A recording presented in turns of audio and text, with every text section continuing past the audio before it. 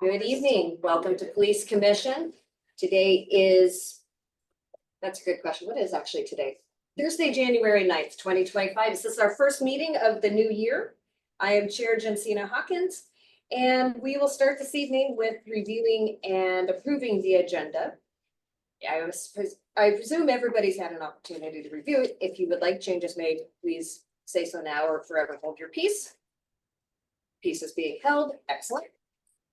We have two announcements this evening to bring up. One of them is that Sergeant Barong is here for her final meeting. So this is where we get to throw flowers and coins at her as she exits the stage. And our other announcement is actually about as sad. We have two commissioners who have resigned. So Commissioner Tina Thorson and Commissioner J.C. Price are no longer with Eugene Police Commission. Holly, would you speak a little bit about the city's recruiting process, since we will be recruiting to fill those positions?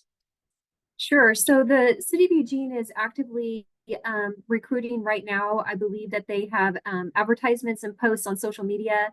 However, they weren't aware about the two police commission members that have resigned. And so I just gave them notice. So they will be including those two positions in the recruitment process, which should officially start kicking off, I think, in February, with applications being submitted and whatnot. So more to come. Thank you for that. Our previous meeting recap, we had the chief's report regarding two specific items: neighbors feeding neighbors and burglaries that are targeting Asian households. We did review a little bit more of that policy for communicating with persons with disabilities and agreed to have that reviewed again by the experts that Sergeant Barong brought us. We had a brief overview of the policy for responding to individuals in a mental health crisis. And we talked briefly about welfare checks, and we will presumably be reviewing that policy in upcoming months. So moving to reviewing the December 2024 minutes. Is there a motion to approve the minutes from our last meeting? Can I make one recommendation for changes? Absolutely. Just for consistency, I'm referred to as Commissioner Clay and Commissioner O'Neill. It's the challenge of having two first names. It's Commissioner O'Neill, and so that could just be changed. Thank you. Yep. Other comments, requests, edits? Yeah. Toward the end of the meeting, I did that little tap dance with making the motion to accept the report as we had discussed it, the wording, and then move to table it so that it was, and that's not mentioned anywhere in the minutes, which is just amazes me. The motion was made and then tabled to accept the wording as we had discussed it, pending the approval of the two individuals who are going to review it, and we should hopefully have a report from by tonight. Yeah. Vice Chair. Sorry, I can't figure out how to make the hand thing on my phone work. In the minutes, we need the full exact text of any motions made. So, yeah, that's just. I move we add that to the minutes before we accept them. Second. Seconded by Commissioner Folks. All in favor of adding those edits to the minutes for December 2024, please say aye. Aye. Any opposed, please say nay. Oh, by the way, I was an aye as well. And there are no abstentions, so that passes unanimously.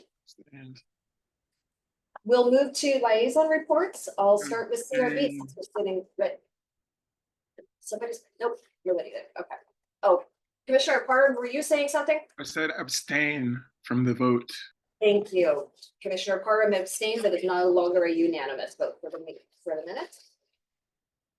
Liaison reports, we'll start with Commissioner Clay Neal. Your two first names. Yeah, thank you. The CRB has not met between last police commission meeting and this police commission meeting, so I don't have a report. Okay. Our HRC liaison is not present this evening. And that takes us to city council. And we have one city councilor this evening. So, Councilor Ye. Yeah, I think the only thing I have to report is we closed the applications for the police auditor. Can't get on the internet, but my memory is there were 28 applications that met the minimum qualifications. And so we're gonna be, council will be scoring those in the next few days, and moving on the process from there.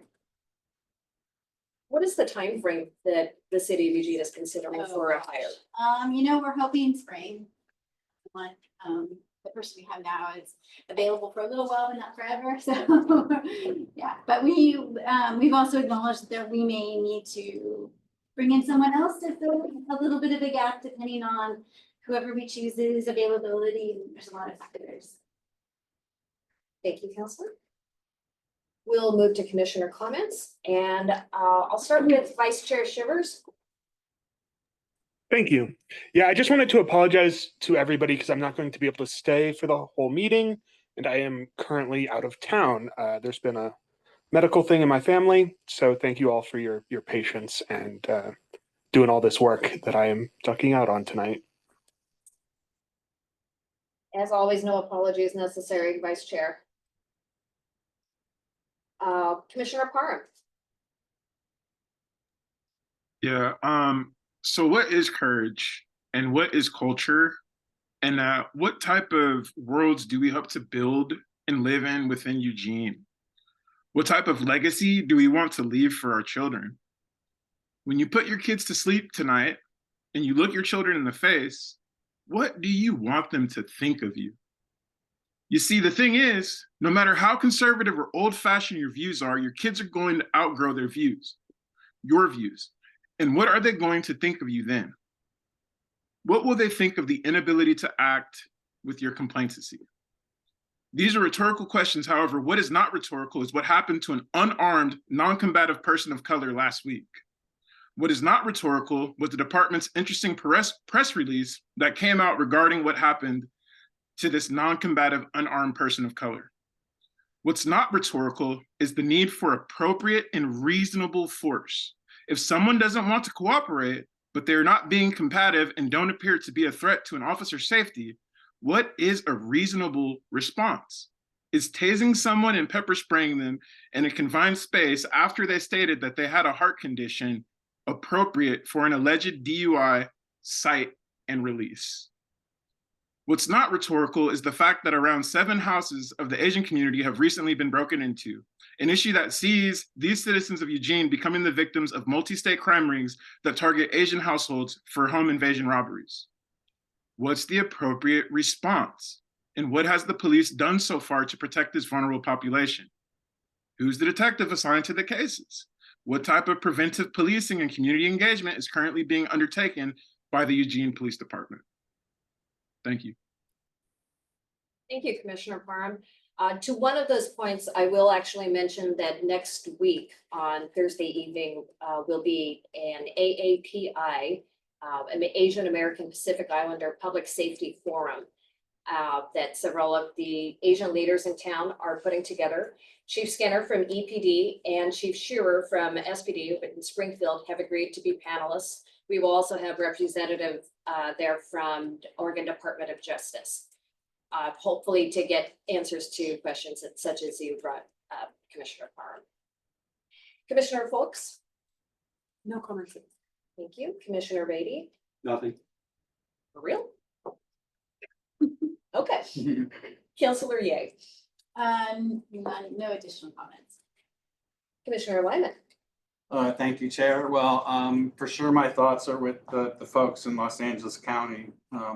Also makes you immediately think of here and the budget issues that we're having between fire and police, you know, but in any event, the other thing is to Commissioner Parham's bringing up that case, you know, it got a lot of traction on Reddit, a lot of visibility. There are a lot of questions that need to be answered, and I'm assuming that there's going to be an auditor case And it will be examined, and that it'll be examined internally, and there is a process, and it just sounded like something where someone would complain about something, so I advocate letting that is what that process is for. But I am anxious to hear, it will take time, but it's definitely of interest.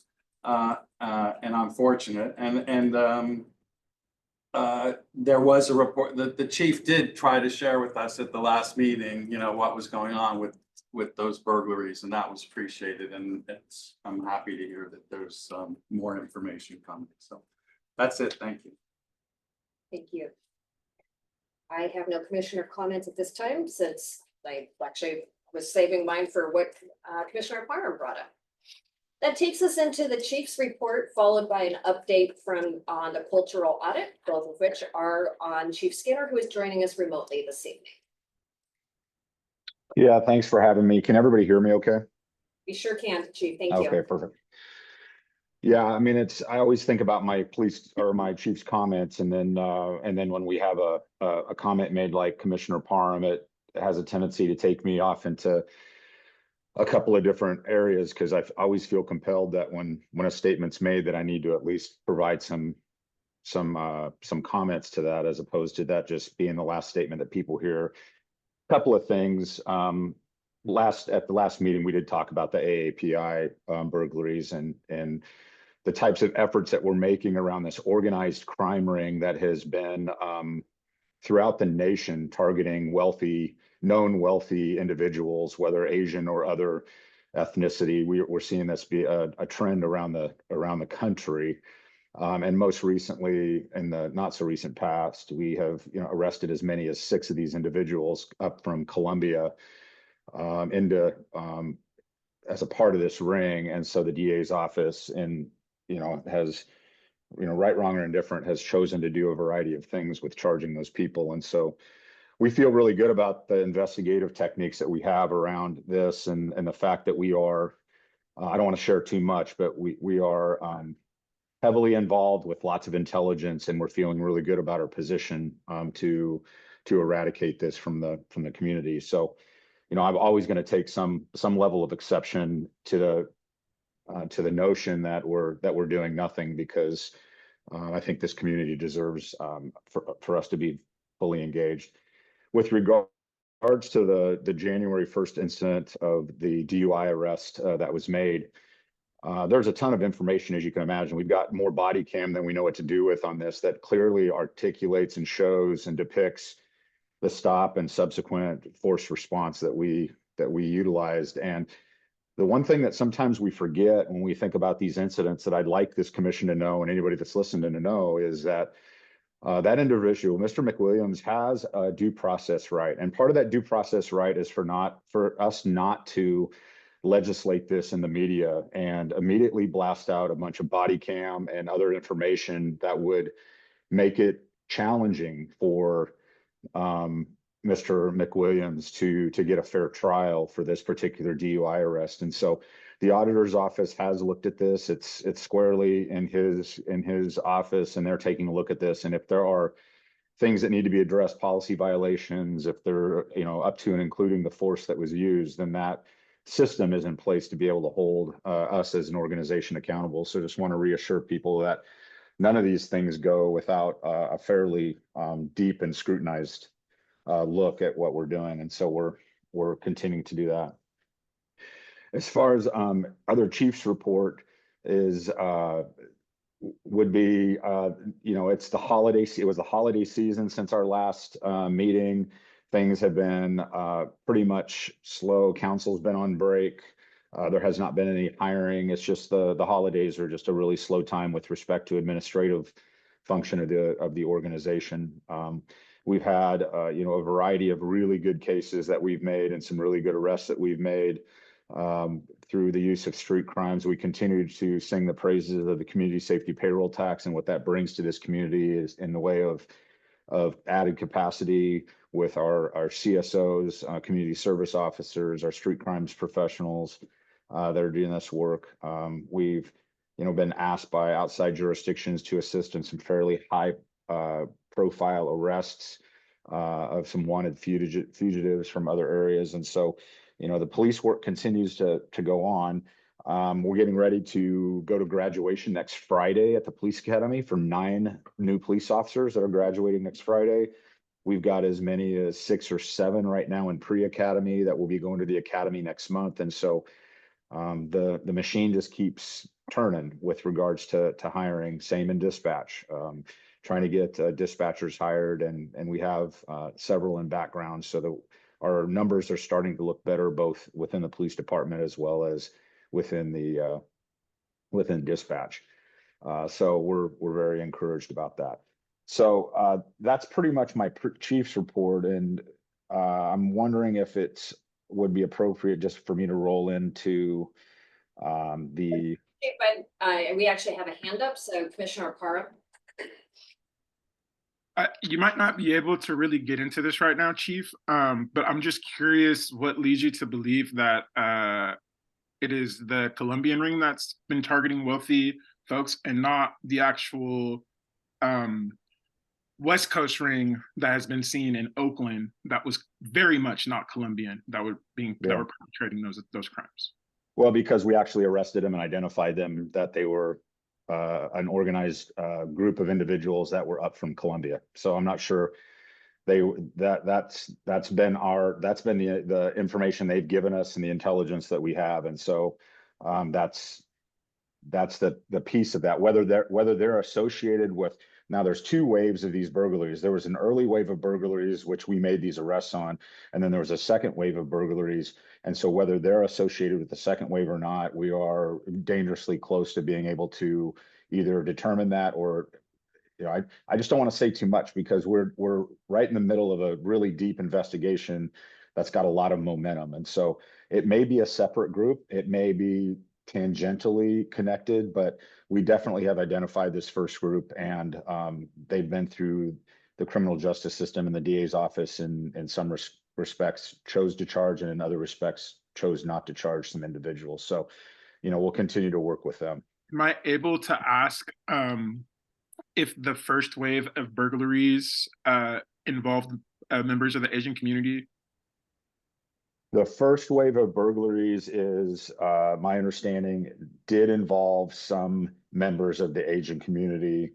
Now, when we say Asian community, understand that that's a fairly broad cross-section of individuals. So what people would generally refer to as Asian and or East Indian are kind of in that same group. So they were involved in that first group. That's my understanding from my detective division. Thank you. Yep. Any other questions for the chief on chief's report? Seeing none, Chief, go ahead and go with the update on the cultural audit. Yeah, and we're calling it a culture audit because it is about the culture of the organization, not culturally what we look like. And that's kind of the way it's been formatted. We've recently received that report, and just as early as this week, I was able to put an email out to the organization from a high level of some high priority, moderate priority recommendations that we had that came out of that. Just as a way of background, this group, the M3 group, came in. They're consultants that do workplace culture types of work. They, like I said, they delivered that report to us. They interviewed a little over 20% of the organization. So if you think about us being 350 strong, there were 60 plus individuals that they sat down with. And heard great feedback from the individuals about how the interviews were conducted, how open-ended they were, not leading at all, allowed for a safe space for people to share their experiences and provide feedback. And I got really good responses from the M3 group about feeling like people were very honest and open and willing to share those experiences. All work groups were represented, and the cross-section of our organization was well represented with regards to gender and ethnicity. So they felt good about delivering this report to us.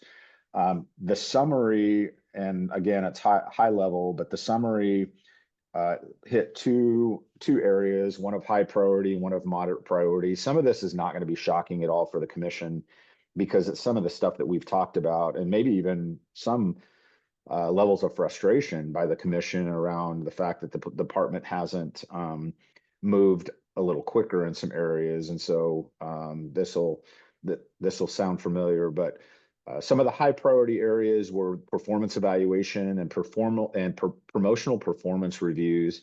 We've struggled with performance evaluations, consistently delivering those for represented employees.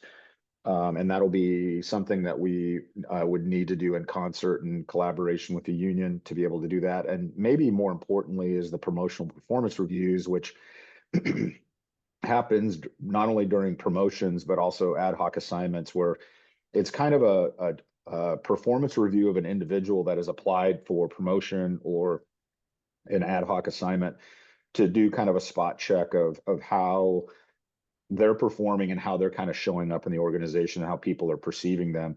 I think people appreciate the fact that we look, and I think what they struggled or at least had frustration with was the mechanism in which we did that. So one of the recommendations is we're going to form a representative work group to establish the evaluation criteria dimensions that align with our values and job specific core competencies to build a different way we do promotional performance reviews.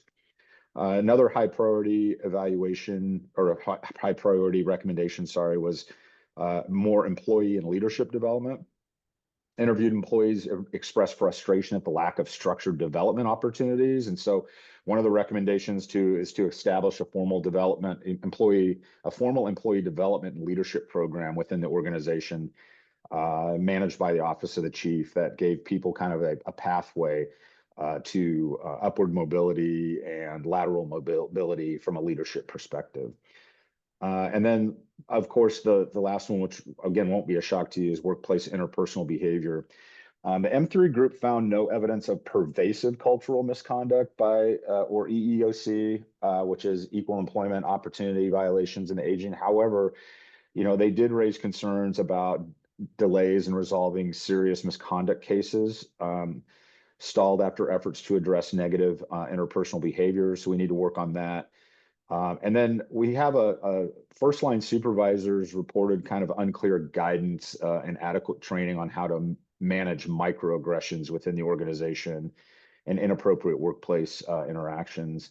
We're going to have a zero tolerance policy for bullying, hazing, off-color jokes, disrespectful behavior, but we've got some work to do with our first line supervision on setting expectations and giving them the tools and helping them have the courage to across the division or across the entire department handling things. One of the things that happens in a police department, because we're a paramilitary organization and we're very siloed in many respects, is we have leaders or supervisors within the organization that feel a little bit like they're outside of their swim lane if they were to correct another supervisor's team mate. And we need to get to a place where the health of our organization is all of our responsibility, not just your responsibility to manage your direct reports. And so we're going to work on that. So those are the high priority things that came out of that.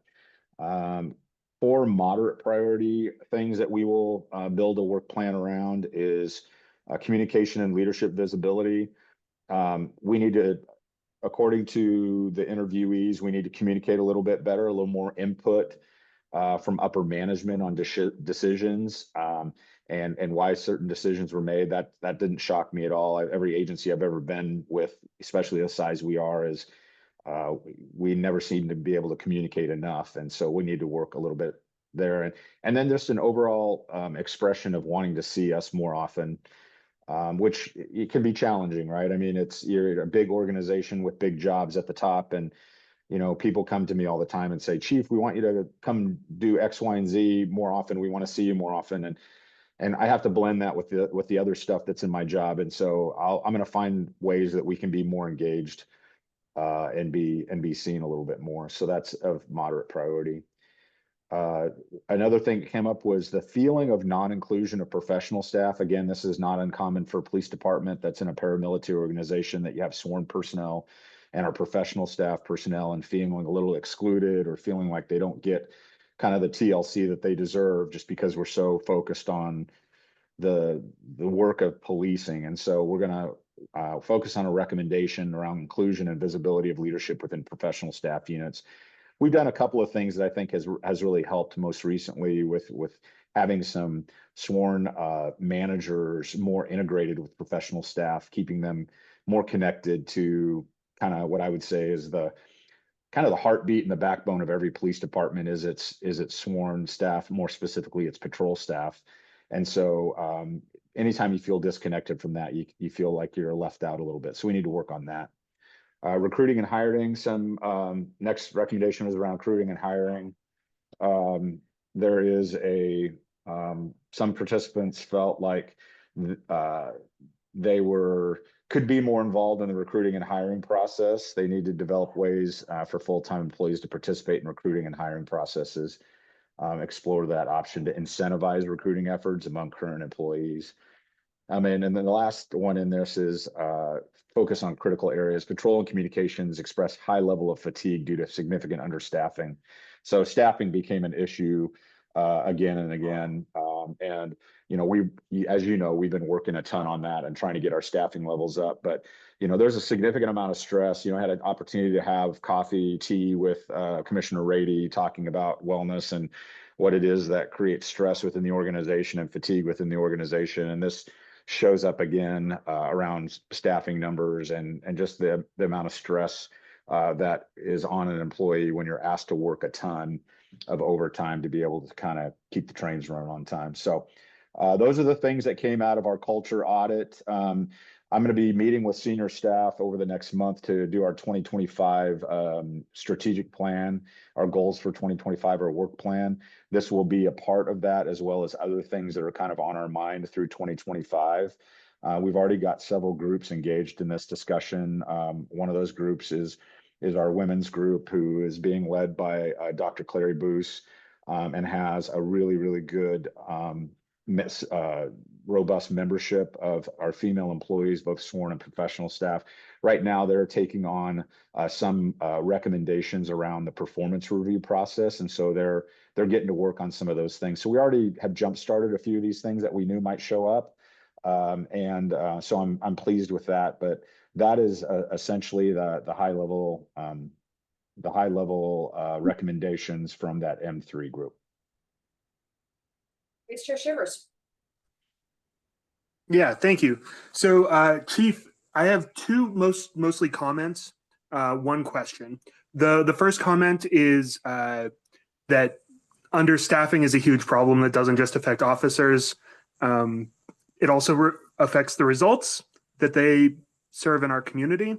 So I think it's a key issue that I hope everybody can get on board with rectifying. The second one is I would encourage that planning about how these goals might be met. I would encourage it to also include, either as part of the yearly, I guess not performance review, I'd be more akin to a physical, but there's been a lot of conversation about a mental health checkup. And I know it's not culture, it's not physical health, but I think it's important, and I would love to see that develop over time. And the third one is, you were talking about the leadership team and offering officers more upward mobility. And I have a concern about how proactive the chief's office is going to be in identifying those individuals, or if it's going to be volunteer based. Obviously, we love our volunteers, but often some of the quieter people might be overlooked. And I'm just wondering how you plan on addressing that. Yeah, no, so those are good comments. One thing I'll let you know, Vice Chair Shivers, is that we, even though we were unsuccessful in our mental health and wellness grant with COPS office for our clinician, I believe that I have found some capacity within the community safety payroll tax to move forward that initiative absent that grant, start thinking about having basically in-house counsel. For lack of a better term, what I'm going to do is I'm going to pitch this as a public safety positions, so both police and fire have access to mental health and wellness clinical help. So more to come on that. We're working on that. Go ahead. And call centers as well? Well, yeah, of course. When I say police department, Yeah. for me, it always includes dispatchers. So I yeah, police assumed, and, but I know we've yeah. talked about it before. And yeah, police and fire, which would include the dispatch center. Thank you for that clarification, because they certainly experience their levels of stress sitting there listening to people's trauma all day. So my hope is to be able to move that forward, even absent the grant. And so more to come on that. The second piece of that was, yeah, we're really intentional about not only wanting to provide opportunities for people that have self-identified a desire for mentorship and leadership development, but also we're really intentional around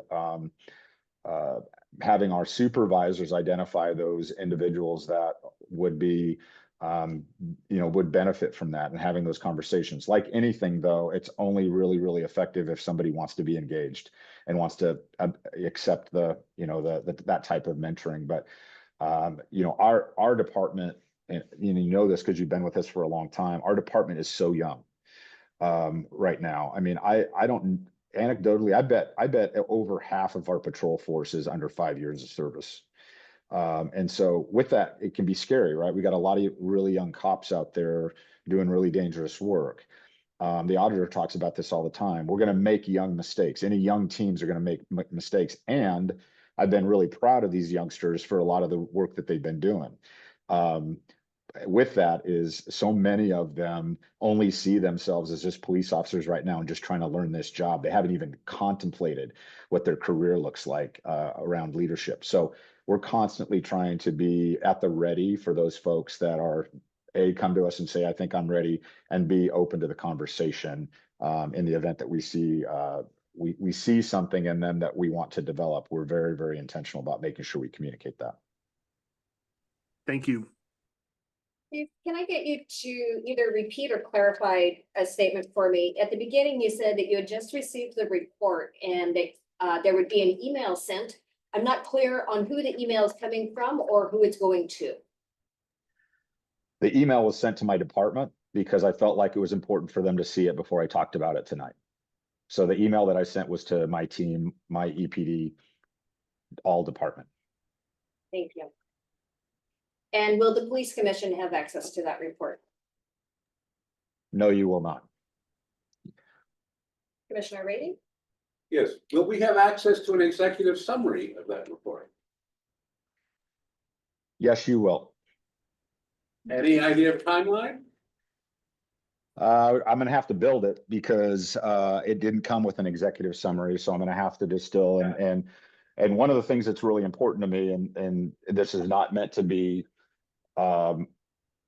obstructionist at all, but anytime you go to the department and you ask them to be open and honest and candid with you, then the raw reporting of that, the comments that are made, as much as you try to sanitize that, I don't think is appropriate for public consumption. And actually, certain reports like that are exempted from public records law for that reason, as to not have a chilling effect of being able to do this in the future. But what I am committed to doing is I can send you the email that I sent to the department that has these recommendations. And I can effort to try and extrapolate maybe the appropriate information from the entire report for the police commission the best I possibly can. That would be appreciated. Other questions regarding the culture audit? And thank you, Chief, for revising us on the terminology there. Commissioner Parham? I was just curious if there's any ability to like redact names or specific comments that might come off as more chilling, just to get a better understanding of what was actually reported. I don't know the answer to that. The thing I'm going to be really careful about is not setting a bad precedent for releasing a document that's not subject to public record to a public body. So I would have to confer with the city attorney to see if there's anything that I could do that protects that. because we engage in a variety of surveys. I've got a summary ready to send to Commissioner Rady in his capacity as the chair of the Law Enforcement Mental Health and Wellness Subcommittee that has some summary information around a wellness survey that we've done not too long ago about the stressors in the organization, where those show up and what people need from an organization around their wellness. And so there's a variety of those types of surveys that are really important for me to safeguard so that people feel like they can have a high level of confidence in being able to report to senior leadership when we go out there and ask them how they're feeling or ask them their opinion and ask them for their honest opinion about things. So it's kind of a long-winded answer, Commissioner Parham, of saying I'm not quite sure yet. Thank you. Any other questions regarding the culture audit? Seeing none, thank you, Chief. We'll move into the Law Enforcement Mental Health and Wellness Subcommittee update, and Subcommittee Chair Rady has come armed with things to bring to the commission. I've got three. We had a meeting a week, so I had been up at 4 a.m. to take my wife to the emergency room, so I was not operating on every cylinder I have during the meeting, but it came off okay. We have a recommendation for the commission. We have a suggestion for policy wording change, and I had a revelation when working on this, and I will share them in that order if that's acceptable. The first is our recommendation. We passed a resolution encouraging and supporting. We're asking the Eugene Police Commission to encourage and support the Eugene Police Department to engage the services of a mental health professional. And that would require a motion to adopt that. In a second. Then Vice Chair? Sorry, I was going to second it. I didn't hear it or see it because I am not looking. But also, subcommittee things that come to us don't need a second. They are automatically seconded because y'all already voted on it. Good to know. Thank you for that. Makes sense. All right, so then as a body for Police Commission, we can vote on the resolution. Can you please restate that for my information? Eugene Police Commission encourages and supports efforts by the Eugene Police Department to engage the services of a mental health care professional. And this is a recommendation that we would present to City Council on behalf of Eugene Police Commission. Thankfully, it sounds like it's in alignment with what the chief already has planned. So all in favor of that resolution for presenting that recommendation to City Council, please say aye. Aye. 4, 5, 6 ayes in the room. Vice Chair Shivers? Yeah, aye. Aye. And Commissioner Parham? Abstain, there's no teeth. Thank you. All right, so we have 6 of 7. 6 of 7? Yes. Then we have, we would like to make a recommendation for a change in policy wording, specifically, and I looked for the thing I had written up and I could not find it to bring. 810.3.5 section J. Very good. Give you a moment to find that, those who have laptops. It currently states that at the 810 is the section that deals with investigation of use of force incidents, which is not what we were dealing with.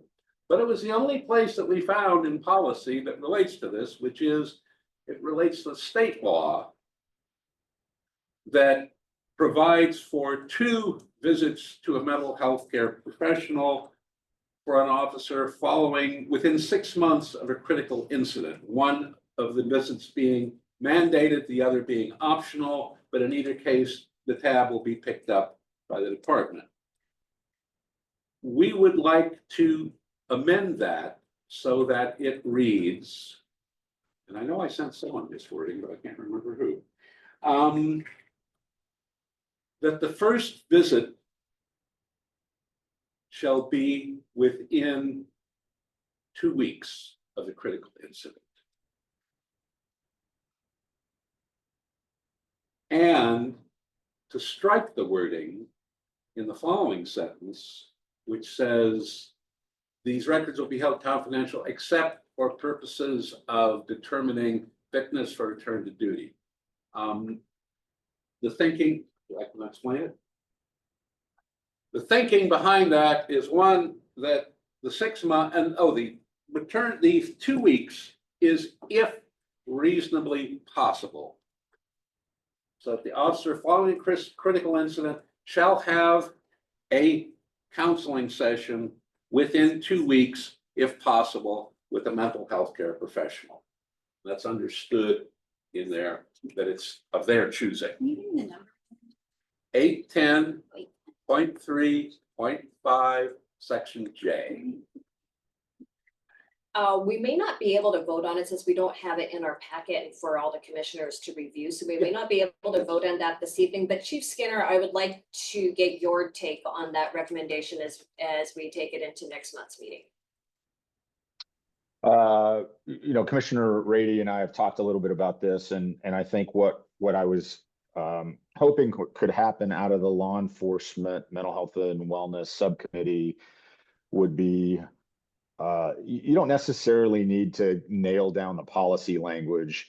You can give me an idea of what you're trying to accomplish, and then let me and my team come up with some policy language as a take a stab at this as policy language, and give me a chance to bargain this with the union, because it will be a mandatory subject of bargaining with respect to the change.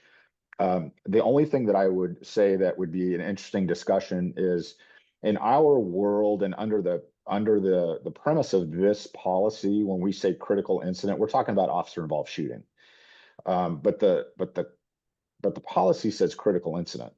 And so the only mandated 6 month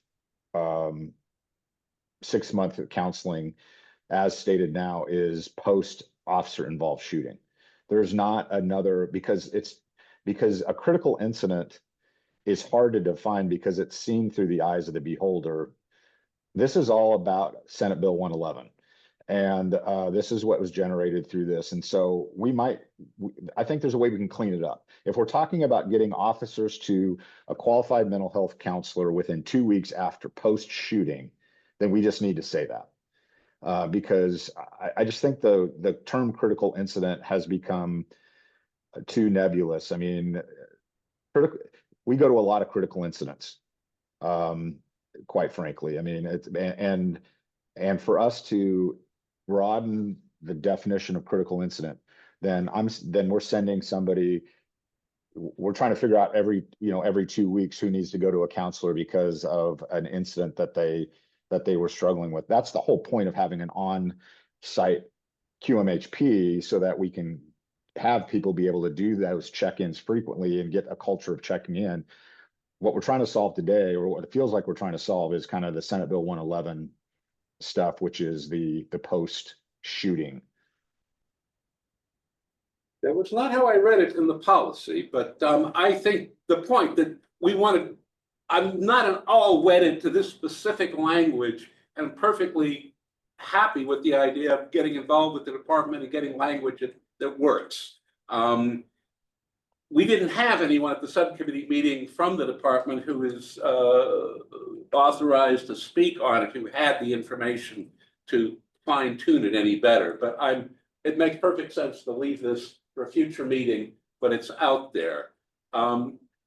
There's a couple of points you made, Chief, that I have question about, because what I found seemed to say that this was about critical incident rather than officer involved shooting, and that the critical incidents were defined in a number of ways, including a mass casualty incident, dead children, another officer getting hurt, all of these potential. We don't have any data on what is the exact reason why there should be a visit after an officer involved shooting, but not after an officer seeing a buddy get hurt or having to deal with a kid who's died. It's all a little unclear, and which does bring me to my third point, which is finding this section of policy. It was found under investigations of use of force. There is no policy section that I could find, and I looked, that deals with officer mental health and well-being or officer health and wellness. And it struck me that this was not something we could come up with off the top of our heads in a few meetings of the subcommittee. This was something that would need a serious look at. And I think the department would probably be greatly benefit from having some policy on this. I'm not prepared to run off what it should be, but I'd be happy to work on that effort. It's not uncommon for us to find things that are kind of embedded in other policies that, as we evolve, have shown themselves more more beneficial to have their own policy. I mean, Julie and I talk about that all the time and create kind of new policy for things or break them out because they're embedded in another policy. This may be one of those situation in this particular thing. One of the things that and Senate Bill 111, which is codified in ORS now, speaks to some of this stuff. That what's interesting is the only thing that we do that triggers mandatory admin leave is a shooting.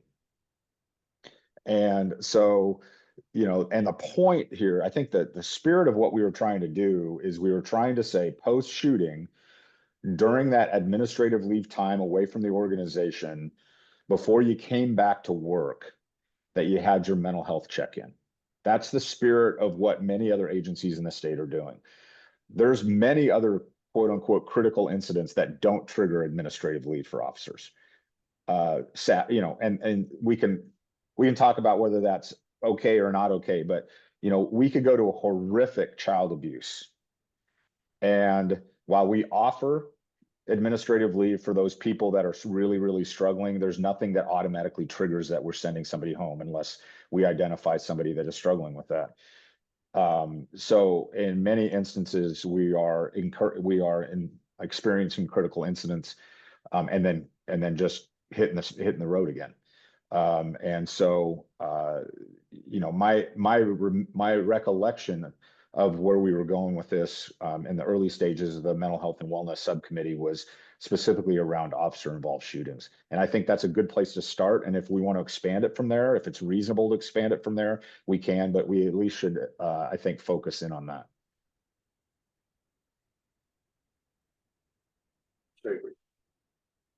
What I really am hungry for is data, some way of knowing what is the incidence of problems following this kind of incident. What is the incidence of problems following that kind of incident? Just some notion of what the whole thing, because I don't know. I do not know. And it's clear that every person is different, will react differently to circumstances, and it requires a great deal of flexibility. It's a really tricky area because the parameters are all fuzzy and the data is hard to acquire, and because people don't like to talk about things, so you don't know. Okay. Yeah, and I totally get that, Commissioner Rady, and I'm with you. When you say the data around what things follow this, I mean, trying to be able to connect the dots between future behavior or behavioral issues as they might be or may not be connected to a critical incident somebody experiences is always challenging to connect those dots. The other thing I would say is your police department's really busy, and it's really busy with a lot of really critical incidents that they handle every single day and every single week. If we're thinking about not bringing somebody back to work and needing to find a clinician for everybody within 2 weeks, then I have nobody working on some shifts. What do I do within a single shift? for instance, on patrol that handles, say, a horrific fatal motor vehicle crash that leaves an imprint. And I mandate that they're off work and I mandate that they can't come back until they get their 2-week visit. I would love to be able to do that operationally, but I also have to balance the need of the community operationally with staff that need to do that. So it's a tricky one. There's no easy answer for this. Commissioner Neal. Can I ask just a clarifying question, Chief? So you said officer involved shootings are the only trigger. It's not lethal use of force. I'm sorry, what was the last part of that sentence? It's not what? Is it really specific to officer involved shooting and not a use of lethal force? Well, a shooting is generally our only level of lethal force. There is a chance that if somebody dies as a result of our force encounter, that would trigger that as well. Okay. So we just, I don't remember the last time we had a fatality as a result of a force option other than our firearm, and so OIS is generally the one that we point to. But if, for instance, we had we call taser less lethal, not less than lethal, because there have been some instances of death as a result of a taser nationwide. If we had a taser incident, for instance, and somebody died, we would consider that an officer involved death, and that would trigger that as well. Okay, thanks for that. Chief, is it only if it results in the death of the subject? No, shootings in general will trigger that. So if you've been involved in a shooting, whether somebody dies or not, will trigger that administrative leave. And shootings in particular, just culturally, and this is a police culture thing, not just a Eugene culture thing. Shootings, the discharge of your firearm, regardless, spins up a whole mechanism of administrative work, unlike any other use of force that we have. And so we could use our firearm and shoot and injure somebody, and it would still trigger that same response. Commissioner Folks? If they get shot at, does that still count, or is it only if they discharge their weapon? That's a really good question. So really what this comes down to is what constitutes as an IDFIT response. Remember, IDFIT is Interagency Deadly Force Investigation Team, which is the team mandated by Senate Bill 111 that comes out to investigate officer-involved shootings. There is a little bit of gray area as to whether or not IDFIT should be called out or is called out when it is a discharge of a firearm when nobody is hurt. Because part of what that says is that it's the discharge of a firearm, and I'm just going off the top of my head, and so whether it's Allison or Julie that's in the room or anybody else in the room, is that results in serious physical injury or death, usually is kind of the trigger for IDFIT. Now, we have called them out for other things because they've been willing to come out on things, but that feels like that's the trigger for IDFIT, and specifically Senate Bill 111 team like that. Thank you. Okay, so Commissioner Reedy, with the 3 minutes that we have left for this section, did you want to cover the additional topic of the report? We had a request from a reporter from the Emerald. Yes, the Daily Emerald. To interview Commissioner Hawkins and myself regarding the law enforcement mental health and well-being. Well-being, subcommittee, and we are told by the city that we need authorization from the commission before we can speak. I would only say that it is our intention, should we speak, to speak as individuals, not on behalf of the police commission, because the police commission will not necessarily have made any decisions about anything we say. But we would like permission to speak to that. Do you care to make the motion? I move that the police commission authorize President Hawkins and Commissioner Rady to conduct an interview with the Emerald. Any second? Thank you, Councillor Ye, for the second. Any discussion before we proceed to a vote on that? Yes, I have questions. Thank you, Commissioner O'Neill. Just if there's any guidance from, the city on how this operates, how this kind of engagement operates for other boards, in a Yes. consistent way. So what they pulled for us was from the boards and commissions manual, as far as any of the body that's considered a board or commission sanctioned by the city of Eugene has to vote to designate a representative to speak to the media. Technically speaking, our bylaws have it written in that the elected chair assumes that position. But since the city took the time to call out specifically that it needed to be brought to the police commission, we are bringing it this evening. Any other questions? Judge Lyman, I see you. Just triggers the question, like, I have no desire to speak to the media, but if I were asked to render a personal opinion and I clarified that I was not speaking for the commission, I would not, am I prohibited by the policies that are being bantered about from making any comment about, You are not. The reason why I felt this one needed to come to the police commission is because the reporter reached out to us in our capacities as representing the police commission and the subcommittee. And so really, I would not necessarily say that we have plausible deniability by first trotting out the line, well, I'm not speaking for the commission, because she wants to do the interview as members of the commission. sure, so then this motion is to authorize you to speak This on is a behalf one-time of the specification. commission, that's fine. Yes. Yeah, okay. Thank you. for the Commissioner Parham? Yeah, I myself am not comfortable having someone speak on behalf, especially since I was a member of the Mental Health and Wellness Subcommittee. So I just want to put that out there. Do you care to expound on that, Commissioner Parham? Not much, no. Thank you.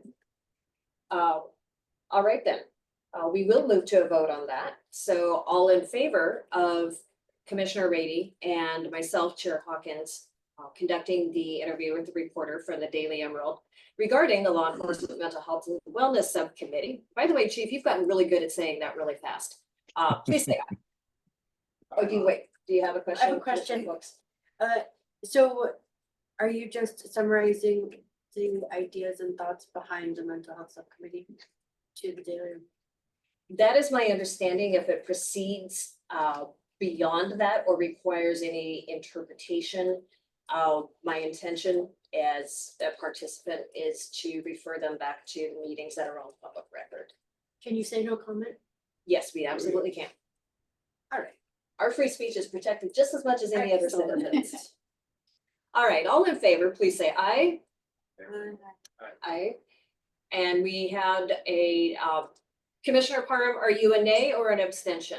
Nay. Thank you. And Commissioner Shivers has left. So 1, 2, 3, 4, 5, 6. That actually gives us quorum right now because we are down 2 commissioners. Your guru just left, your procedural guru Yes. just left, but otherwise, I think you're correct. So we have 10 commissioners now and If 6 they is have our signed, 50% yes, plus 1. yes. The motion passes. So that is done. Thank you, Commissioner Rady, for the comprehensive update. I'll make sure to give you more time in the agenda next time. And so now we move to policy work.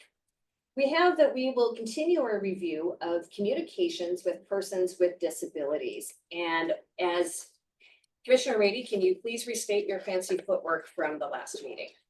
There's a motion on the floor at this point, or should be. Secondly, to approve the wording. Providing we have heard from the 2 experts who were to review the final wording. Have we so heard? Yes, we have. Yes, They both like Linda it? Phelps and Larry Craig reviewed it in very specific and in its entirety and gave it a thumbs up. Then the motion is on the floor and it is seconded. Elements for us to discuss and vote on. Any discussion before we move to a vote on that? Commissioner Lyman and then Commissioner Folks. No, I just think I probably was the motivation. I asked for that, so I'm gonna say thank you. And that's the comfort that I need personally to endorse the policy, because they know more than I would ever. Commissioner Folks. I had a question for you too. Sergeants. For the sergeants. The neurological versus the autism spectrum, did they have any feedback on that? I was just curious. Our subject matter expert, they had any thoughts?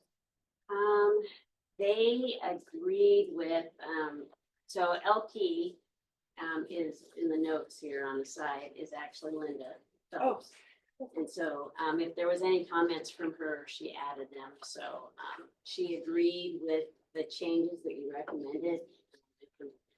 Until we incorporated your concerns and combined originally we had that broken out. Remember, it was broken out into some different sections. And so we combined it and named it the neurological and developmental disorders together. Chief Skinner? I know you're still doing this, but I wanted to take an opportunity to just share some gratitude for the work that the commission did around this particular policy. For those of us that were there, the discussion that we had, the work that you did that was really focused on policy, and Commissioner Folks and how engaged she was with the questions that she had is really an example of the policy work that I think this commission should do. So I'm just trying to give you some positive affirmation for actually doing some really good work around this, and it was very productive. So nice work on that. To say, Commissioner Folks, normally when he calls us out by name, we did something. Wait, you did something really good, so excellent work. All right, all in favor of approving the policy as it has been written and rewritten and approved by the subject matter experts, please say aye. Aye. Aye. We have 6 ayes in the room. Commissioner Parham? Abstain. Abstain, thank you. And we have no nays. So that motion passes. Thank you, Julie, for your patience with us. Holy heck. Okay, the next, are you ready to move to the next one?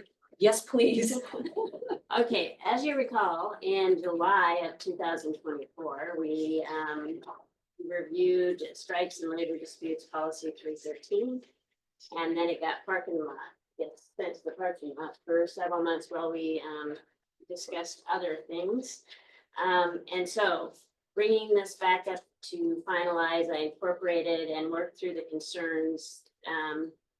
And I apologize, Commissioner Lehman, that this was prior to getting all the strike throughs. And so you got a copy that has the notes on the side, but not with all the strike throughs tracking for you. And so I tried to address the concerns through the notes on the side of the document and try to incorporate all of the concerns that were outlined.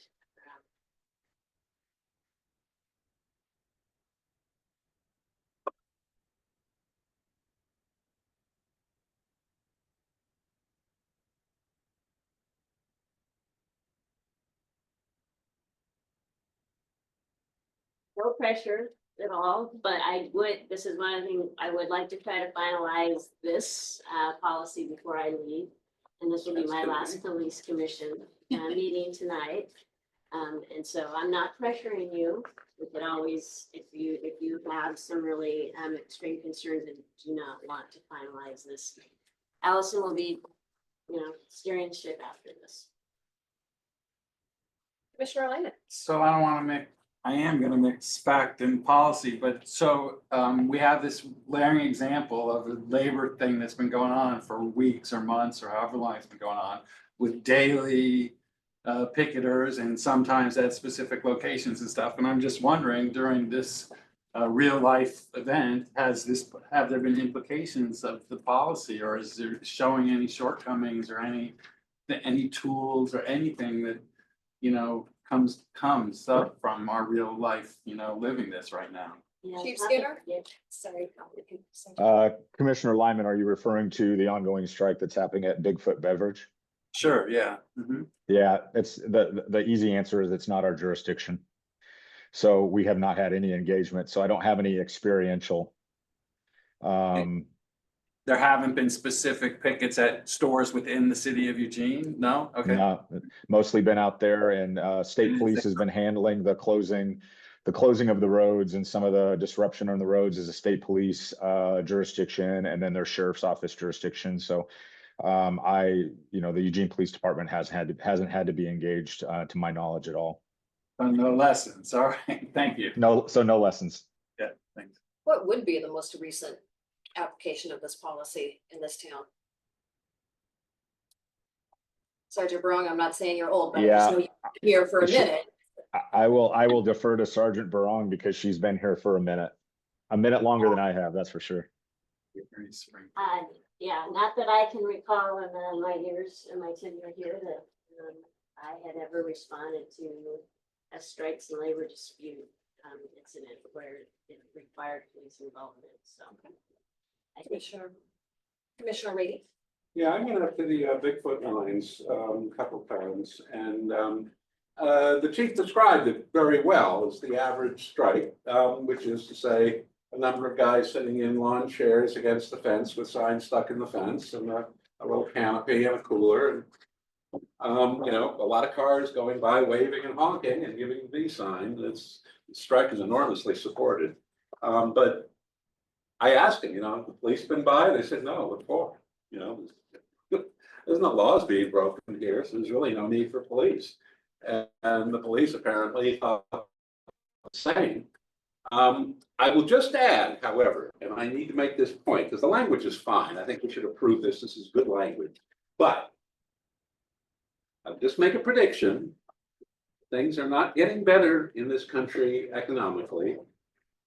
And there is a rise of unionization, and it's being led by younger workers. And the general scene of a couple guys sitting in lawn chairs with the picket sign stuck in the fence is not necessarily the future you are always going to find as younger and more desperate people come in and remember that the purpose of a strike is to shut down the business, not to just make a public, hi, we're here, we don't like this, but go ahead and do business, but to actually close the place. And I have been involved in strikes where that was done. And I think the department should just have in the back of its mind the understanding that this very neutral and easy policy will face challenges in the future. And I hope it will work hard to maintain its neutrality. I believe it will, but I don't think we're facing a static situation. All right, Commissioner Reedy, Commissioner Parham. Yeah, I'm just curious why the department felt the need to actually have this policy written. Well, historically, that back in the 80s, I believe there was some teacher strikes and there was some incidents that occurred out of that process. And I believe that's when this policy came into light. I mean, I don't have my previous revisions, but it was an ancient, it's a policy that's very, that was very old and needed to be updated and revised. And somebody from the police commission asked for it to be looked at. So here we are. Chief Skinner. Just in my experience, this is a classic example of a community that has, and it's not just this community, it's a variety of communities that have expected the police department to handle a multitude of problems. Likely what happened is there was a strike going on and the management side of this called the police department and said, what are you going to do to keep us safe? Or what are you going to do to make sure that, things are going to be, keep everybody safe out there? And so it probably likely generated a policy to address these things. And this is one of those, probably very low frequency, moderate risk types of things that we, I don't remember actually ever being in the 34 years I've been doing this work. I don't ever remember either being asked to intervene or intervening in a strike. And as Julie said, I'm not sure she in her career at EPD has really been involved either. So unfortunately, sometimes we develop policy because of a one-off, and this is what this feels like is a one-off to me. Is there anything that it would be different from just your regular crowd control policies? I don't know the answer to that. It feels very much similar. I mean, there's a matter of free speech that has to be taken into consideration in both of those. crowd management, safety. I mean, we're trying to provide for everybody's safety, whether it's a rally or a demonstration or if it's a strike. So, without getting into the details, I don't know, but I think it's probably more aligned with our general crowd control policy than not. That's for sure. Commissioner Rady, are you aware of any particular laws or legislation that are specific to a strike occurring, as in a law that would require law enforcement to do anything different than they would with any sort of a peaceful or non-peaceful demonstration? And I'm asking you because you're Let me you're think the for a labor minute guy. and see what is there in the back of my 77-year-old. So in other words, is there any sort of protected class that we're not necessarily taking into No. account here? No, Okay, there is not. okay. Well, then, since you said that we should approve it, will you go ahead and make a motion? I move we approve this language. Excellent. Second. Seconded by Counselor Ye. All in favor, please say aye. I, Aye. 6 ayes in the room. Commissioner Parham? That's a unanimous. Thank you very much. Thank you, Sergeant Farag. All right. Waiting very patiently in the wings has been Sergeant Kyle Williams, who is going to make us really, really smart about the first drones as first responders and the drone team and the policies involved with both of those.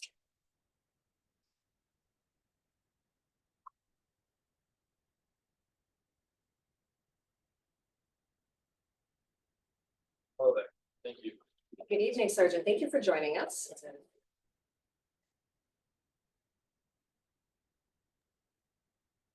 I think Commissioner O'Neill, you can still sit there as long as you I don't will. wiggle your elbow. Just giving a little statement. Yeah. Chair Hawkins, as a filler, I would offer, because our commission is fairly new, as an intro for Sergeant Kyle Williams, is you can challenge him any way you want, because whether you knew this or not, is that Kyle Williams was the policy sergeant to the police commission not too long ago. So he's familiar with the group. He's written a ton of great policy in the organization as a result of recommendations by this group. And I'm not sure who, maybe Counselor Ye remembers Kyle. And certainly Counselor Zelenka, if he was here. But outside of that, I don't know. Who was your policy sergeant when you came on, Chair Hawkins? It's always been Sergeant Barong. Well, at the Okay. time, it should be Sergeant Smith. Yeah, I think maybe Counselor Ye is the only one that knows Kyle from previous work. So we'll turn it over to him. A lot of changes in 4 years. Well, I appreciate you all letting me Holly, can we be here. promote Sergeant Williams again? Chief, we're promoting Sergeant Williams. We're just gonna let you know that we're promoting him. Yes, To I'll do panel. that right now. Thank you. You bet. Sorry, Sergeant.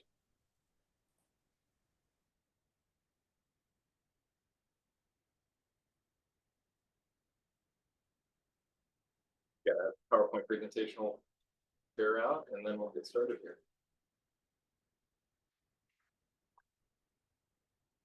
Did anyone see the chief's blog with Sergeant Williams about the drone question? If you don't watch that, a copy up, I believe it's called. It's worth watching, and I watched it, and it's quite good. Oh, nice, thank you. Yeah, so my name is Kyle Williams. I'm a sergeant here. I've been with UPD for 20 years now. Started as a cadet before that. This is the only place I ever want to work, and I'm lucky enough to be able to spend my career here at this point. I had a unique opportunity 6 or 7 years ago now when I was in the policy office to see drone technology sort of come to fruition in a meaningful way for really the world as a whole.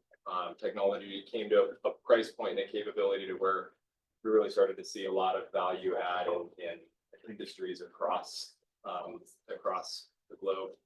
And public safety was a big one there. So we had some special teams here that were interested in starting to employ drones. I saw the potential for this really to be something that would impact the entire department from end to end. And didn't want to see it siloed in a couple of special teams that then would be working sort of out of their specialty to be able to support other missions that the department might have. And so that's where we started down the road of a drone team program. Being in policy at the time, I was uniquely situated to be able to navigate the policy and the back end portion of this. And so that's kind of how we started. Is the promotional video that we made for the recruitment with the recruiting program.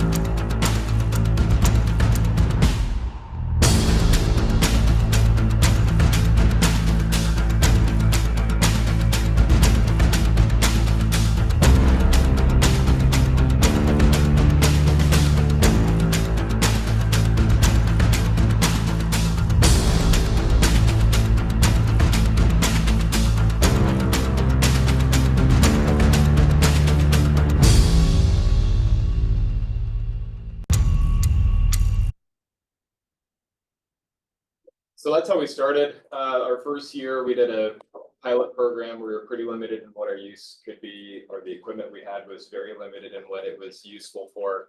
But it was enough to kind of see where the future would be. After that year of a pilot program, we became a full program. About the same time that we started into this, a bunch of other agencies around Oregon, Washington, and the Northwest started really launching into the drone world as well. And I got connected with a group that became a working group where we had 25 to 30 police departments from around the Northwest that were actively engaged in sort of trying to figure out how to do drones, because it was all new. There was no roadmap. It's very similar to an air support unit, but without the cost and complexity of those kinds of programs with fixed wing or rotor wing aircraft. So there really was a lot of new stuff, trying to figure out the FAA regulations, the Oregon revised statutes that specifically called out law enforcement and what circumstances we could utilize drones. And then through that, our program has always had an open door for other agencies around us that want to come to our training, collaborate to learn, to help support them as they grow. So we really had a pretty open door. Springfield, Lane County, and others. Postal Inspection Service out of Portland has come down a fair amount where we trained together. That working group also turned into what's now the Law Enforcement Drone Association, which is an international organization with over 1,300 members, current active members. And with LEDA, we're running multiple trainings each year and writing standards of best practices nationwide. And I think at the end of the year, I'm going to have negotiated an agreement with Interpol, the International Association of Chiefs of Police, and LEDA, collaborating on a standards and best practice that we intend to roll out in Madrid at the Interpol Drone Expert Summit. So I'm not making all of this up. Well, I am sort of. I'm helping support that movement, but there's a lot of people that are involved in helping support and guide the way that we're operating here in Eugene, because we're getting input and collaboration from across the country and around the world on how to do this the best way so that we're doing it safely, protecting people's rights, protecting the communities, and in a way that is palatable. Part of having an open door policy to other agencies around us led us into a place where we metroed with Springfield Police Department. It's the first and only metro team we've ever had with Springfield PD in our history, and it's been super successful. We train together monthly. All call outs and activities were collaborative together on making sure that we have enough resources for both departments as we pull our resources together. So that's been a big success 2.5 years in now. Capabilities. Bring to grab a water bottle.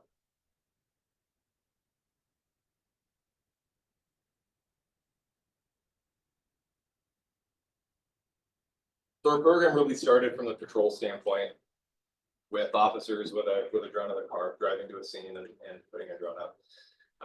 Drone for a long time was kind of a scary thing, and really DJI, which is the manufacturer of both of these here, really showed the world kind of the simplicity of what they are, and it's a flying camera is the reality of what it is. Oregon revised statutes and FAA regulations prohibit the weaponization of drones. Senator Williams? Yeah. Is it okay if I turn my camera around so that folks on the Zoom can see Yeah. that as well? Thank you. Definitely.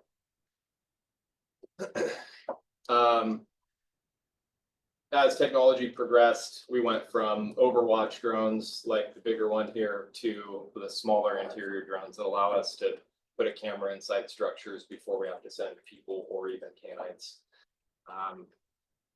It really has grown like I foresaw at the beginning. It's grown into a place where we support nearly every special team and department within the police department, from aerial photos for investigations, major incidents, to major crash investigations, scene scanning, SWAT callouts. It's very, very rare for SWAT to go out on something where we're not also going along either to provide overwatch or to fly inside a structure where we have a search warrant prior to sending officers inside. And so it really has become it's a very busy team. So interior and overwatch, our team training, we train monthly. We were one of the first special teams in the department to run a process and bring professional staff on board. And so we have a basic pilot school in a week and a half for 7 new pilots, 4 of which are non-sworn, 3 CSOs and a dispatcher. So we're pretty excited about being on board, and I'm excited to see their contributions to the team. And then, like I said before, we're following national standards that are being developed and implemented by the Law Enforcement Drone Association. LEDA is now 25, has 25 team members from across the country who are all leaders within their communities. And I'm in the process of developing and rolling out 5 regional chapters right now: Oregon, Washington, Tennessee, National Capital Region, and St. Louis, Missouri, and Illinois are going to be combined to begin with. A very brief overview of the equipment, but this drone here is kind of the workhorse right now. It's an IP-rated, weatherproof drone with a fairly high resolution thermal camera, about a 30-minute flight time, and an optical zoom camera that allows us to get pretty good detail. Here, a couple of videos that I'll show you here in a moment. Dual batteries, so we can hot swap batteries. You don't have to shut it down, pop one out, get a new one in, pop the new one in. You don't have to wait for the full process. As you can imagine, there's a lot of sensors, GPS, and other things that it can take a moment to get it up and running again. But it's just a really, really good, reliable workhorse. And then the interior drones, and we've got a little bit of a variety of things, but they're all about that size. We'll have a video showing some of the value there from a patrol standpoint. We're finding more and more often that as we have a drone member available, that even your simple open door, broken window, or burglary in progress, rather than sending officers or a canine in where you could potentially have a forced confrontation, we're able to send a camera in first. And it just gives us that ability to take a step back, feel more confident that there is probably nobody inside, or if we do encounter someone, to be able to maintain our containment, get more resources there, and more adequately deal with it, rather than having a dog have a bite or officers have a fight. Can you talk through them? So we're working on figuring some things out there. We recently, through a donation, were able to get a 3D printer. This platform on top of this was actually a design that came from colleagues down in Southern California, where they wanted to be able to fly a tourniquet on top of the drone. And so they made a small platform that fit about that size there, and they did some testing, and it supported it just fine. Well, my brain got to thinking, what about a phone? A more likely scenario for us is a SWAT barricaded situation where we have somebody who their phone dies, they don't have communications or something. And do we have the ability to be able to send a phone? And the crisis negotiations team has what we call a throw cell phone. It's designed so that it only has photos or one way in and one way out. And so we actually have been doing some testing here, and that was the whole purpose of this contraption here. And they actually fly pretty darn well with the phone on it. Also allows us to send the drone in. We can park it somewhere and then maintain, at least have an ear of what's going on inside. And with more phones available and more of the smaller drones, some incidents that we've had where we've had multiple floors, a large location, it gives us the ability where we could basically park a phone in multiple places to be able to encourage that communication. The hard part is the noise. They're naturally noisy. This thing sounds like a pack of angry bees. And so you really can't fly it while communicating. You'd have to land, turn everything off, and then be able to do some communication there. We do have attachments, and in fact, we've been employing one for this drone here that has a pretty loud speaker. And we have like a canine announcement. So if a canine's searching an area, the drone will be on repeat with a canine announcement notifying the public stay inside. A dog is searching the area, and it notifies the suspect that if you don't want to get bit, come out to it, the nearest officer with your hands up, nothing in your hands, as a way of just trying to be more preventative and use of force situations. Sergeant Williams, will you hold up the interior drone again and just demonstrate how the phone would attach to it? Yeah, so it's just a single strap. It'll slide underneath there and stay pretty stable. Thank you. You're welcome. The nice thing about these is that the motors and the flying is what takes the most battery, and so we're able to actually put one of those inside a location, and it can stay without flying on target for quite a long time. This one will overheat if you don't spin the props periodically, but I know a colleague of mine up in Benton County that had a 2-hour standoff where the drone, they were able to have it inside continuously for 2 hours, providing information to them for that whole thing. Software reviews. So we have traditionally used a program called AirData, which would sync all of our flight logs, give us a way to be able to review all of the flights. It gives you a map of where the flight was, the stick control, stick inputs. There's a lot of data that's collected. We're in a transition right now as we do spool up the drone as a first responder program, which we'll talk about in a minute, to a different platform. And so we're in a state of transition right now between the two. We're generally using DroneSense more, and we'll be getting our flight logging through that, and then our live streaming as well. So probably 99% of the time that we're flying, we are actively live streaming that video to where incident commanders, officers, and others can log in and be able to view that video real time. So when we're at a SWAT incident providing overwatch or set up ahead of the SWAT team rolling into a high risk mission, in their cars, they've got a live video feed to be able to know what it looks like before, what cars are there, what cars aren't there, how they're moved. They can pre-scout up to a point, but then stuff changes. And so for them to be able to have that live image of what they're getting into is very beneficial. And then the drone as a first responder program. And we'll get into that a little bit more, but it really is just an extension of what we're doing with drones anyway.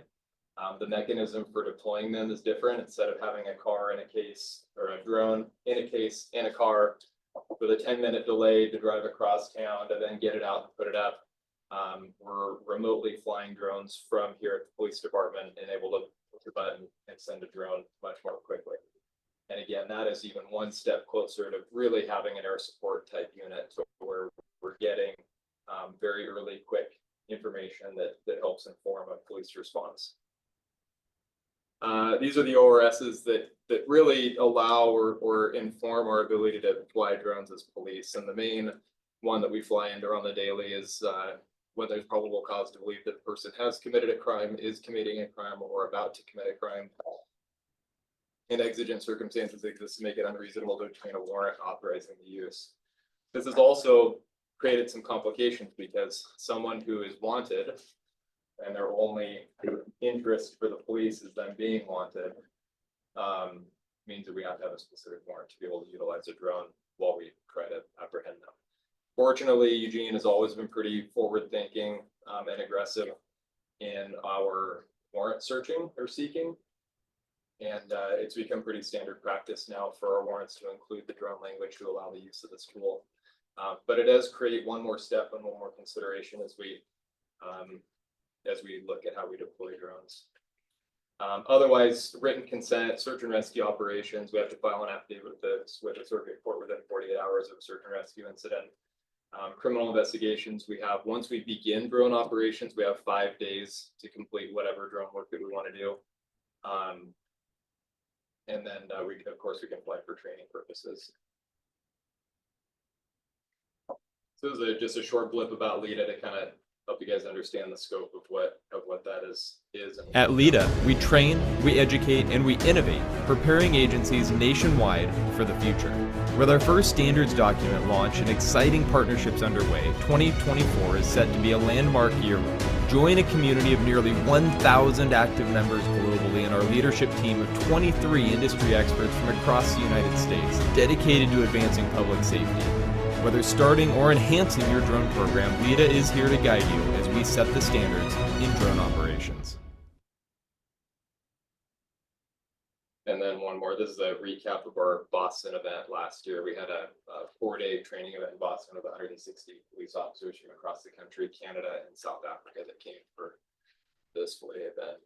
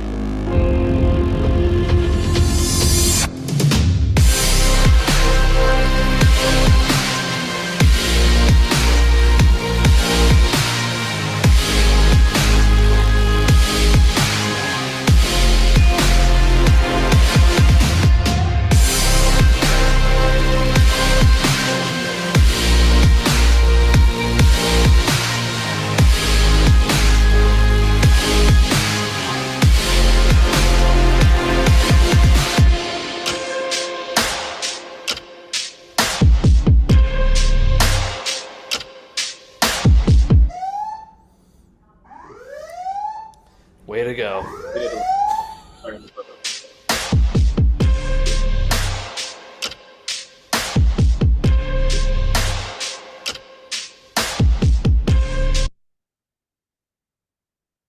And again, I show these to just sort of highlight the Drone Association to help people understand the scope of kind of where this has gone in public safety, how commonplace it is becoming, and the value that agencies really around the world are seeing.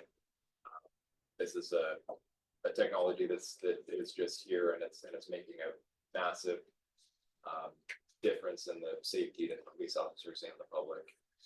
So drone is a first responder. You've got to. Okay. Drone as a first responder is really that next evolution of drones. It sounds and feels really different, but at the same time, it really isn't. It's the change in the deployment characteristic for how we do it. It's the difference between flying it in the field versus flying it from a room.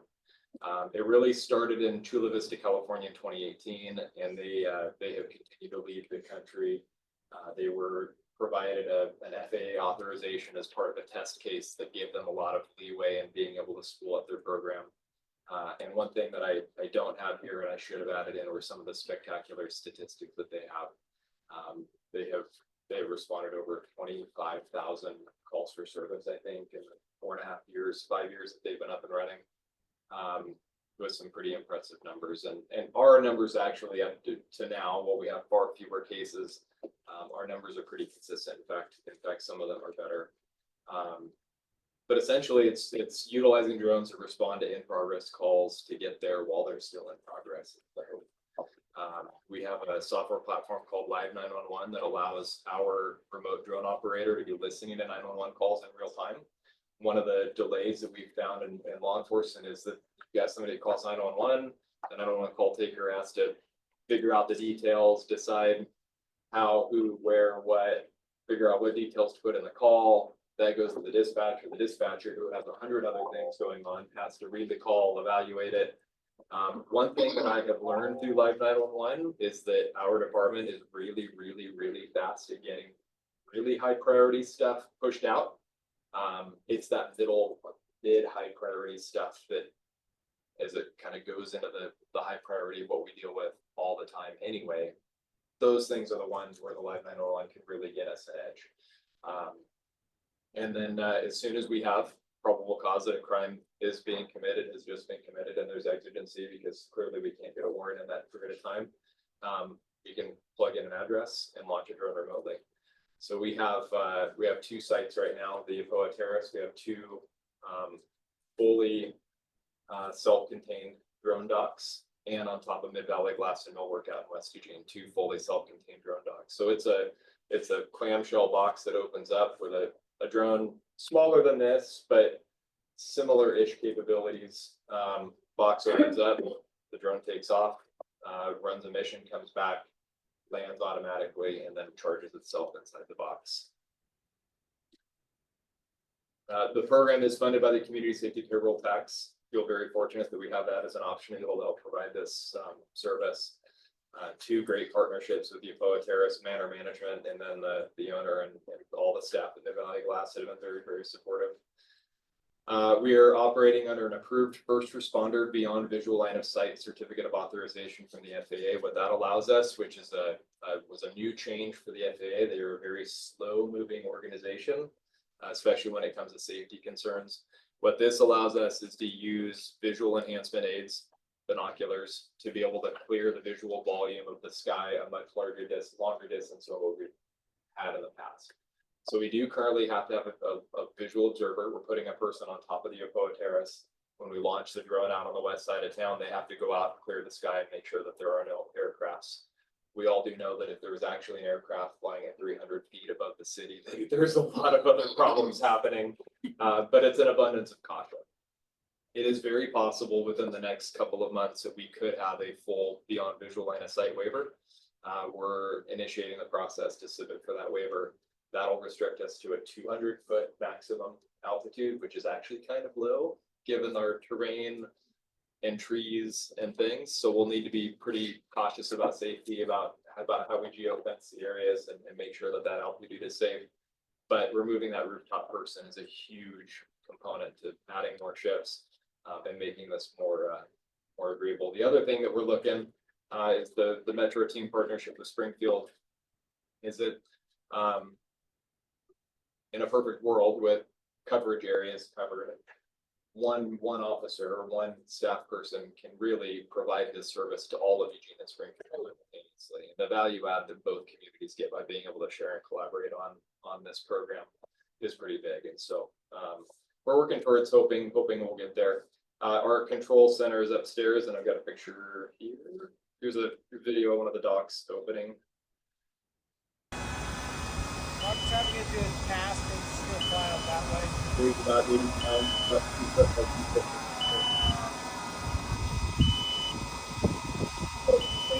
Side and here, 30 is the first spot.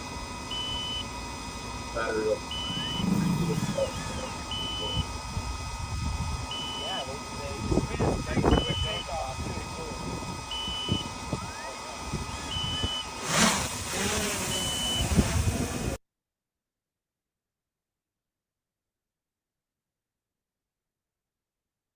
The next page.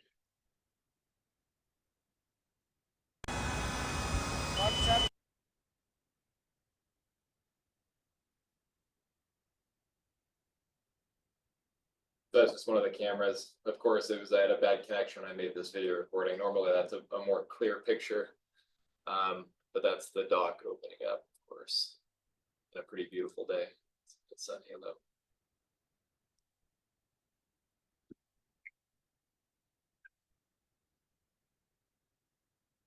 More stills there. You can see we've got one down on the lower portion and then one up on the top right. Ideally, I'd have them both up above, but because the winds can be fairly significant up there, I wanted to get us through a winter season to see if the wind would cause any issues. Above 18-mile-an-hour winds, it will prohibit the drone from taking off. If the weather forecast shows higher than 28-mile-an-hour winds, it will also prohibit a takeoff. If it's not able to get back into the dock due to winds, every dock has a pre-described emergency landing spot where it'll then take off, go to that point, and land there. But we haven't had that issue, and we've flown in some pretty spicy winds. they can take some time and you start to get a little nervous as it bobs around and it tries and then it comes back and it bobs, but every time they've been able to land, it's really proven to be remarkably reliable. These are the Mid-Valley locations. They built the platforms, ran the electrical and the internet at no cost to the department to be able to help support this program. That platform there in the middle, kind of upper left, that's our emergency landing spot for each of the docks up there. And then this is our remote ops control room. So you've got a lot of stuff happening. So ADSB so that's aircraft that have transponders that show their location. We're actively looking at that to make sure that we deconflict. The center screens, top and bottom, are a reflection of each other. And that is our main flight control screen. We get a lot of people that come in because when stuff's happening and they want to watch, and so not having somebody looking over your shoulder, and sometimes having the bigger screen is handy. So it's not uncommon, like when I'm working that, to stand up or to be actually watching the big screen because of the added detail that it gets. The top right there is the live 911. Bottom left is usually, and everybody configures it differently, but in this one, bottom left is CAD, computer aided dispatch. So we're looking at calls for service, reading details, adding details, clearing calls, and then the bottom right is kind of our working screen, our log, email, whatever else. This is the remote ops platform. So you can see the dock locations there on the map. The yellow line is about a 3.5 mile bubble. That's the preset range. The reality is that useful range is like 1.5 miles to 2.5 by the time you factor in flight time. They fly at about 30 miles an hour, so you're going to add a few minutes depending on how far it's going. And then of course, the farther it's out, the shorter time you have on station. And so I wanted to make sure the distance was enough that we weren't limited. If something big happened, it could be useful. But the reality is that 1 to 2 mile range is kind of the sweet spot. Up to 2, but really 1.5 is the sweeter spot for being able to get somewhere quickly. And then that's the live 911 screen. The right side is always kind of a more zoomed out view. The left side, once the 911 call comes in, shows a much more zoomed in view of the GPS location of that cell phone. So when you call 911, your GPS location is provided through 911 through a service called Rapid SOS, and that pinpoints your location on the map. We pull in, Live 911 pulls in the Rapid SOS and the anti-alley info to combine all that together to give us the phone call in real time and the GPS location of the caller. So if we get something big and the caller isn't able to provide that, we're still able to drop a pin and then fly to that location. I don't remember where this one is, so we'll start it and then there we go. These are just, there's 2 videos of examples of where this program has really provided pretty significant benefit to the department and the community. This is a subject who had pointed a gun at a security guard at the Northwest Community Credit Union downtown. We were set up, and I actually flew this one manually. I was the VO that day, and it was before we had the docks. My remote operator wasn't here yet. He was still getting logged in and getting set up. But I heard this call come out and flew on it immediately. We were on scene within 1.5 minutes or so and able to provide really good intelligence to the officers that started showing up.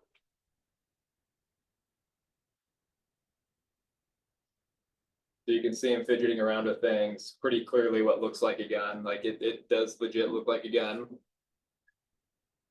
Bends forward. I slowed the video down here so you can see that, yeah. So we're able to relay to officers that yes, he's still there. A clear description of his clothing, where he's seated, what he's doing with it, that it does look like a handgun, a long barrel revolver.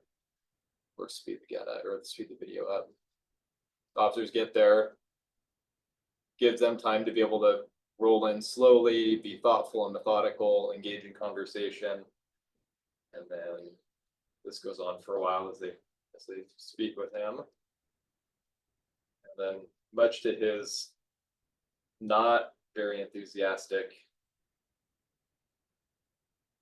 interest, he is compliant and he's taken into custody without incident. This is one where you can see that if he'd been actively still holding the gun, pointing the gun, doing things, having this eye to be able to see that before officers have to come around the corner and confront him gives us an edge on being able to reduce that force confrontation, to be able to get more resources there, to be able to get armor and other pieces of equipment that will help keep our officers safe. Second one was about an hour and a half later, and this was flown remotely. It was a bank robbery at Wells Fargo. So this comes out, and really it comes out as a armed with a knife with an employee injured. The final details aren't quite that, as so often happens in law enforcement. But we're able to get on scene quick enough to watch the suspect come out the front door. And this one's interesting because it's an older gentleman and he lumbers across the street. And he sits down, but it shows the value of being able to get there and be there. If this had been someone who was trying harder to get away, our ability to actually make that capture and bring that person into custody is much higher. One unique part about this was, even though he had a pretty distinct clothing description and it had been aired, he sits down on the bench in Kesey Square there next to some other older folks. And when officers showed up, there were some questions about, okay, which one is it? And clarification. You can also see that he throws what wound up being a fake knife. He throws that. We were able to relay that he threw something. Officers confirmed, yes, it looks like it was the knife. And he's taken into custody safely.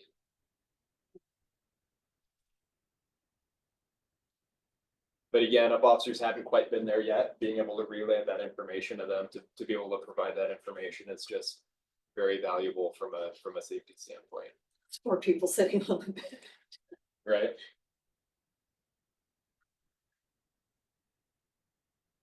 So this really is a tool about creating space. I mean, the buzzword is de-escalation, and I don't know that it's not necessarily directly de-escalation, but it is a reduction in force confrontations by being able to have an eye to be able to evaluate and determine what resources we need or we don't need. Oftentimes we've seen instances where things sound really big and then a drone's able to get there and really defuse things. We had a suicidal subject that I flew on that was purporting to be armed with a gun. Officers would normally have to just make their way up. We were able to get eyes on with the drone, could clearly see that they weren't armed. Somebody had them on the phone, was able to talk them down, get them to come out to us. We could confirm, yes, there's no gun. At this point, they were taken into custody that day. That is a person that committed suicide 2 weeks later. And so how close could we have been at that point? They probably had a gun earlier, but had already put it away or hid it somewhere before we got there. But if this had been somebody who was trying to initiate a suicide by police incident and had their gun, even though they're saying, yeah, I don't have anything coming up here, our ability to be able to provide that intelligence it's just absolutely invaluable. One more. And then, come on. This last one is a good demonstration of the interior drones and a patrol response. So this is not this one. This is a fully manual drone that actually takes a lot of practice and training to be able to fly. And these are legitimately kids' toys, all of them. This thing here is it's called a Tiny Whoop FPV drone, and we outfit it with a little LED light strip and a lot of hours of training, which looks a lot like playing around in office buildings, flying drones with each other. But you've got a hole in a precarious place. We're having to try to send officers through there into an unknown place. It's very dangerous and uncomfortable when you're the first person climbing through head first, trying not to break yourself across the glass. And yet, with $180, this one's maybe more like $325, $320 toy, we can get in there, fly around, feel reasonably confident that there isn't anybody clearly there, and then get officers in to go in and do a more thorough final search to make sure that closed doors in other places. But while they're climbing in to go do that final search, or waiting for an RP at that point, a responsible person. It just gives us that little bit of leeway. Well, we'll just wait for an RP to unlock the door, and then we can go through the door, where otherwise we might be climbing through that hole instead.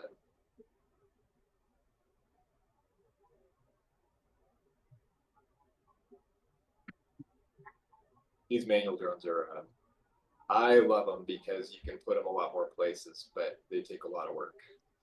These guys here are far more automated. Yeah, unlock the door for them. Yeah, right. I wish. Then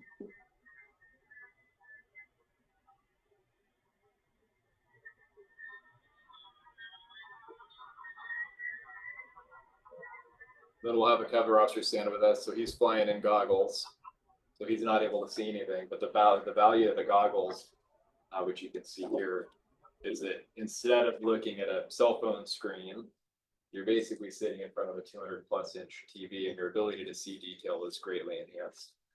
But it provides that officer safety concerns. We usually fly with somebody with us. We can also give them a monitor so they can be looking at that as well, and we'll kind of talk through the search area you get with that area. When we fly like this for SWAT, we'll have one of the SWAT supervisors with us. All right, we're in the kitchen. Is there anything else you want to see? Nope, I'm good. Okay, let's move to the bedroom. And we're able to talk through that search so that they're comfortable with where they're going to be sending their people. We've had a lot of challenges. New technology, trying to fuse things together means I have spent far more hours than I would have liked to have. Diagnosing network connections and server connections and RAM shortages and all kinds of endless technology problems over the last 8 or 12 months. There's just a lot of links in the chain between a computer here at headquarters and a drone flying out over the top of the city when you look at all the different things that are required for it. The FAA regulations, of course, the visual line of sight, the staffing requirement to have 2 people doing it. Really having that first responder BV loss that allows us to use to basically be able to have 1 VO for the entire city was an order of magnitude enhancement. Under the old rules, we would have had to have had a visual observer at each location, and that becomes challenging. So are you using a sworn off, are you using unsworn personnel? Who's up on top of who chairs? Yeah, so Binocular. So it's a combination over this last year, because it really has been that proof of concept early on. It has just been the drone team, because the early part of it, you had to actually have a Part 107 pilot, because they technically were the pilot in command, even though it was being remotely operated. That requirement went away with the first responder BV loss, but there are still considerations and concerns and some training. I'm hoping that we just get rid of that person soon. Since we brought on our new team members, even though they're not trained as pilots yet, they have bumped into the pool. So we've got our CXOs and our dispatcher that are jumping in to help with that VO position. How many days a week is the drone program operating? It depends on when people are available. So we have generally been pretty lucky from a patrol standpoint to have a fairly robust coverage with different seniority levels. In 2024, we really had 24-hour coverage Wednesday or Sunday through Wednesday. But on the weekends, we were limited to 4 p.m. to 2 a.m. was the only stretch. This next year, people got seniority, and we're going to be really heavy on the day shifts. And this will also allow you to use less personnel but get the same or more coverage. Totally, yeah. Which is a good thing, because the people have to come from patrol, which is already dying. Yeah, for lack of people. Okay. Absolutely. Yeah, and the reality is that when the DFR program's running, our patrol drones are much less busy, because the DFR is really generally doing that job. Could I ask you about 2 situations? I was at my last ride along was at the dispatch center, and there were 2 situations that struck me immediately when I heard you talking with the chief about drones, where I thought, boy, that would have been the time and place.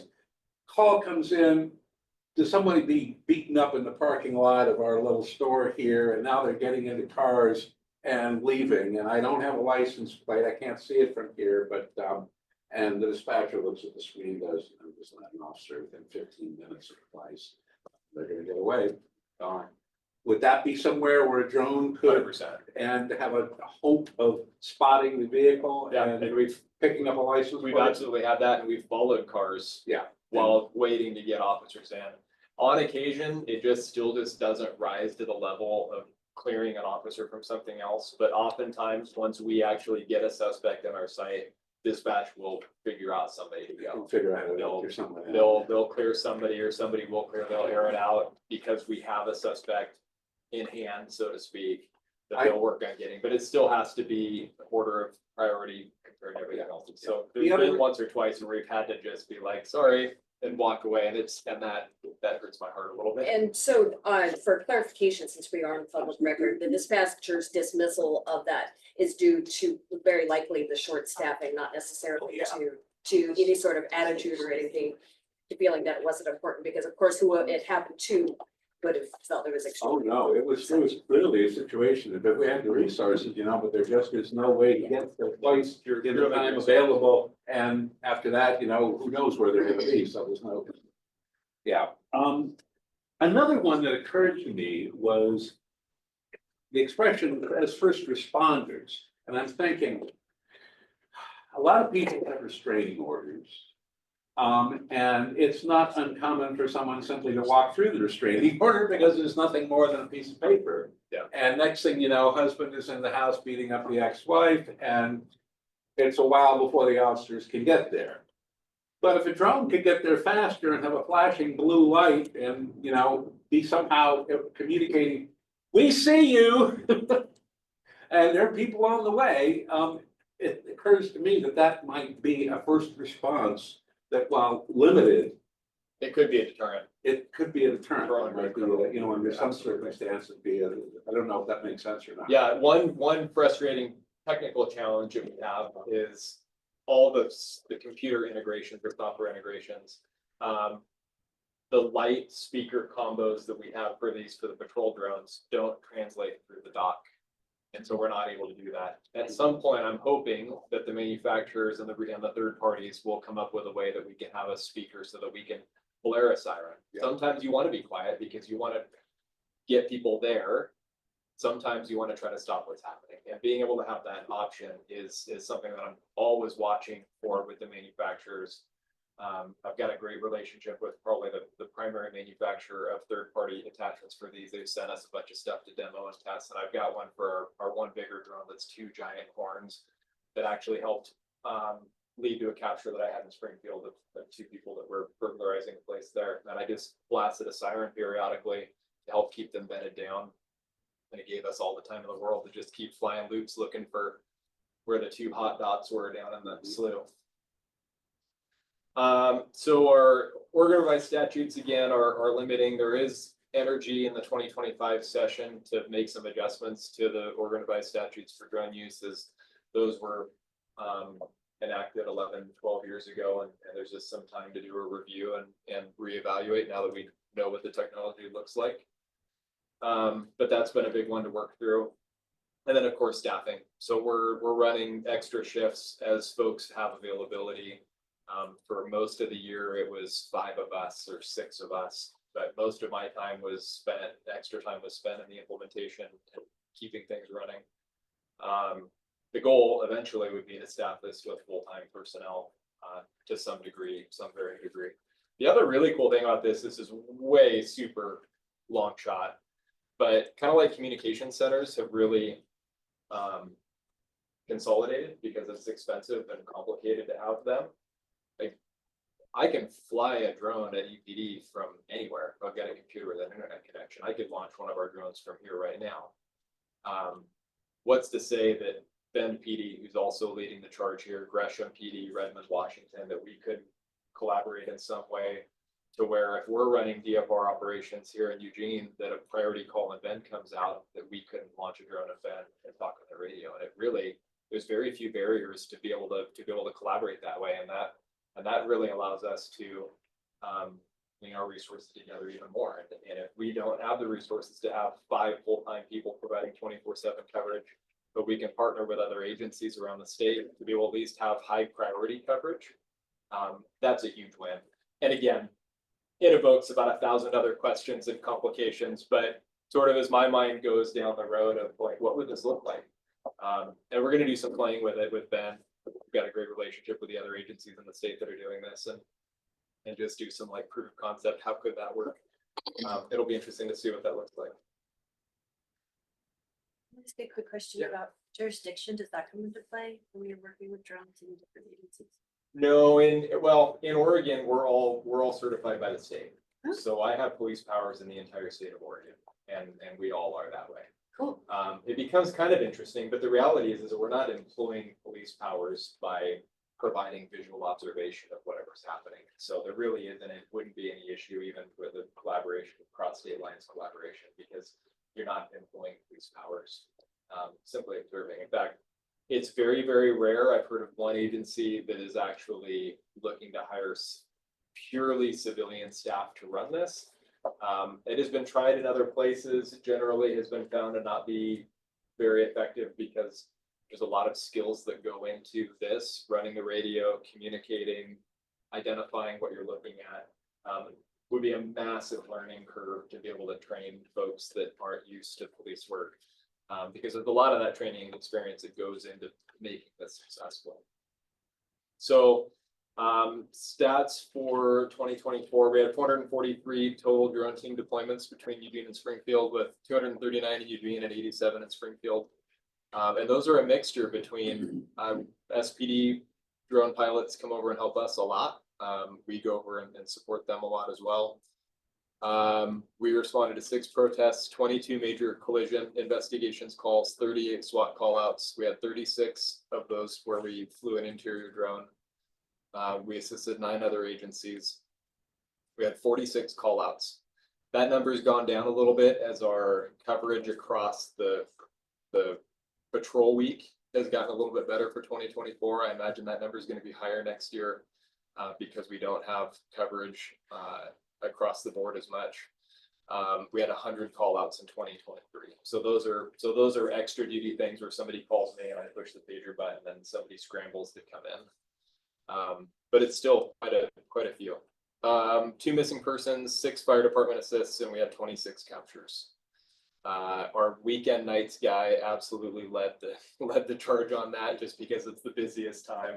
And he's a very, very skilled, very dedicated drone pilot for us. He does a great job. And he had a lot of captures. The DFR program, we really only started keeping track of statistics in May 1st.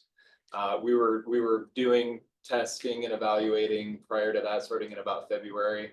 And the reality is that I probably shouldn't have even started in May, because we continue to run into technical glitches that really our success has struggled with getting all the stuff to work. But in that time, we responded to 527 calls for service. We were first on scene 76% of the time. 401 of those, the drone was the first thing to arrive. We contributed to 28 arrests, and we had 17 suspect captures. 27% of the time, we were able to clear the call without a patrol officer having to respond. So we fly, we call a complainant back. Hey, it's Sergeant Williams, Eugene Police. Patrol's pretty busy right now, but we are running some drone operations. I've got a drone overhead. I had one where he had a lady breaking into his car, and he made a funny statement. He's like, I know it's weird to say it because you're not actually here, but it feels better knowing that you're here. He gave me a little more description. I flew around. I couldn't find her. She was several blocks ahead and disappeared into downtown. But somebody like that, he probably isn't going to get a police response anytime soon. And being able to provide at least that phone call, check in, make sure there isn't something else that we're missing. It didn't require a report at that time, but that's when we're able to clear it. We don't have to send 2 officers from across town. The drive time, the fuel, the wear and tear, the personnel, and that person gets to talk to a police officer, or what'll soon be a community service officer or a dispatcher, to get a little bit more comfort and feeling like the police actually responded in a way. We have taken reports twice where it was just slow on the desk, and it was an easy something that we could take on without distracting us too much. 50 of those calls were calls where we did contact a complainant, so 10% of the time. 11 fire department assists. We've had a couple of fire reports where we actually were able to disregard fire because there actually was no fire. or provided information to where what would have been a more significant fire response was a minimal fire response. And so again, bringing those folks in the apparatus out of the fire station, spooling up multiple units. There's a lot of cost and a lot of disruption, and really puts all of their resources at disarray. And so the more effective that we can be helping them is a huge benefit as well. And then for both of these, you know, there's a lot of times we show up and we do what feels like nothing. You fly around, there's nobody there, we're out of here. But even those can be very valuable. Being able to check an area that otherwise we wouldn't have been able to check very well. So at the end of the day, we feel confident that there wasn't a victim out in the wetlands like one that I did a couple of years ago. Sounded really, really bad. It would have been a very, very challenging area to search. And yet we're able to walk away from that feeling confident that maybe the call wasn't what it was reported to be. So I ask everybody to lick their thumb and put it in the air and sort of get that feel of, did my presence provide a material benefit to the resolution of the call? So it's totally subjective.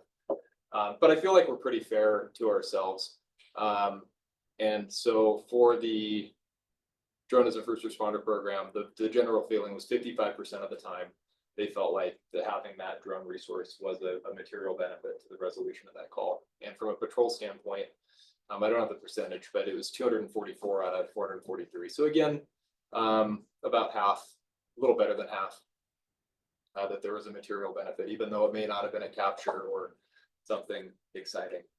It still was a benefit, saved time, enhanced our ability to respond safely. So moving forward, pushing towards that full beyond visual line of sight. Excited to see what happens at the legislature level and what that'll do to open up our options a little bit. Partnering with other agencies and maximize the resources. And then, of course, always looking at what technology options are out there that'll help make ourselves be more effective. I believe that quads and a box at a location with its own internet and multiple locations is pretty cumbersome. I believe the future of this will be more of an airplane type looking device. So a vertical takeoff and land fixed wing. So it'll take off straight up and down, but then fly in forward flight. And instead of a 30-minute flight time, you start looking at 2 hours, 4 hours, 6-hour flight times. With the goal of having an aircraft loitering in the air, camera up, you're not looking at anything. But one step closer to being able to respond when you have that violation or restraining order in progress or the shooting that just happened, instead of having to send a command, boot up the drone, open the box, take off, fly, it starts flying there automatically.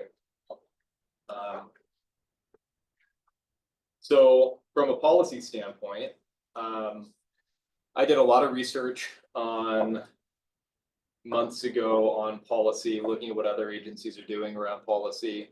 The reality is, and that's why I kind of tried to frame it early on, the DFR program really needs an operations manual about expectations and things. The drone deployment is covered, the utilization of the drones is really covered under 908. And so I didn't see a need from a policy standpoint to create a policy specifically for it, because what we're doing really isn't any different. It's just sort of how we're doing it. We do need an operations document like 908A that shows or lays out the expectations of our people. And some of that we're trying to just sort of figure out as we go. And that's how we did this initially. We got the 908 policy. We had some time to be able to see what reasonable expectations and what considerations there were. And then we created the appendix to really dive into what the expectations of our employees were. And then there are a couple of things. There's the section about clearly marking. We put markings on them. The lighting is something that technologically has proven challenging. And so we had it in there.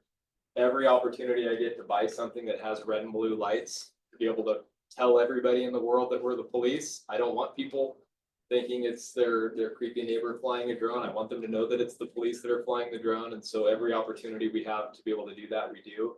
But the technology can be limiting from airframe to airframe on what's available and how long the stuff lasts. And so that's something that really is just hasn't proven to be very reliable or effective for us.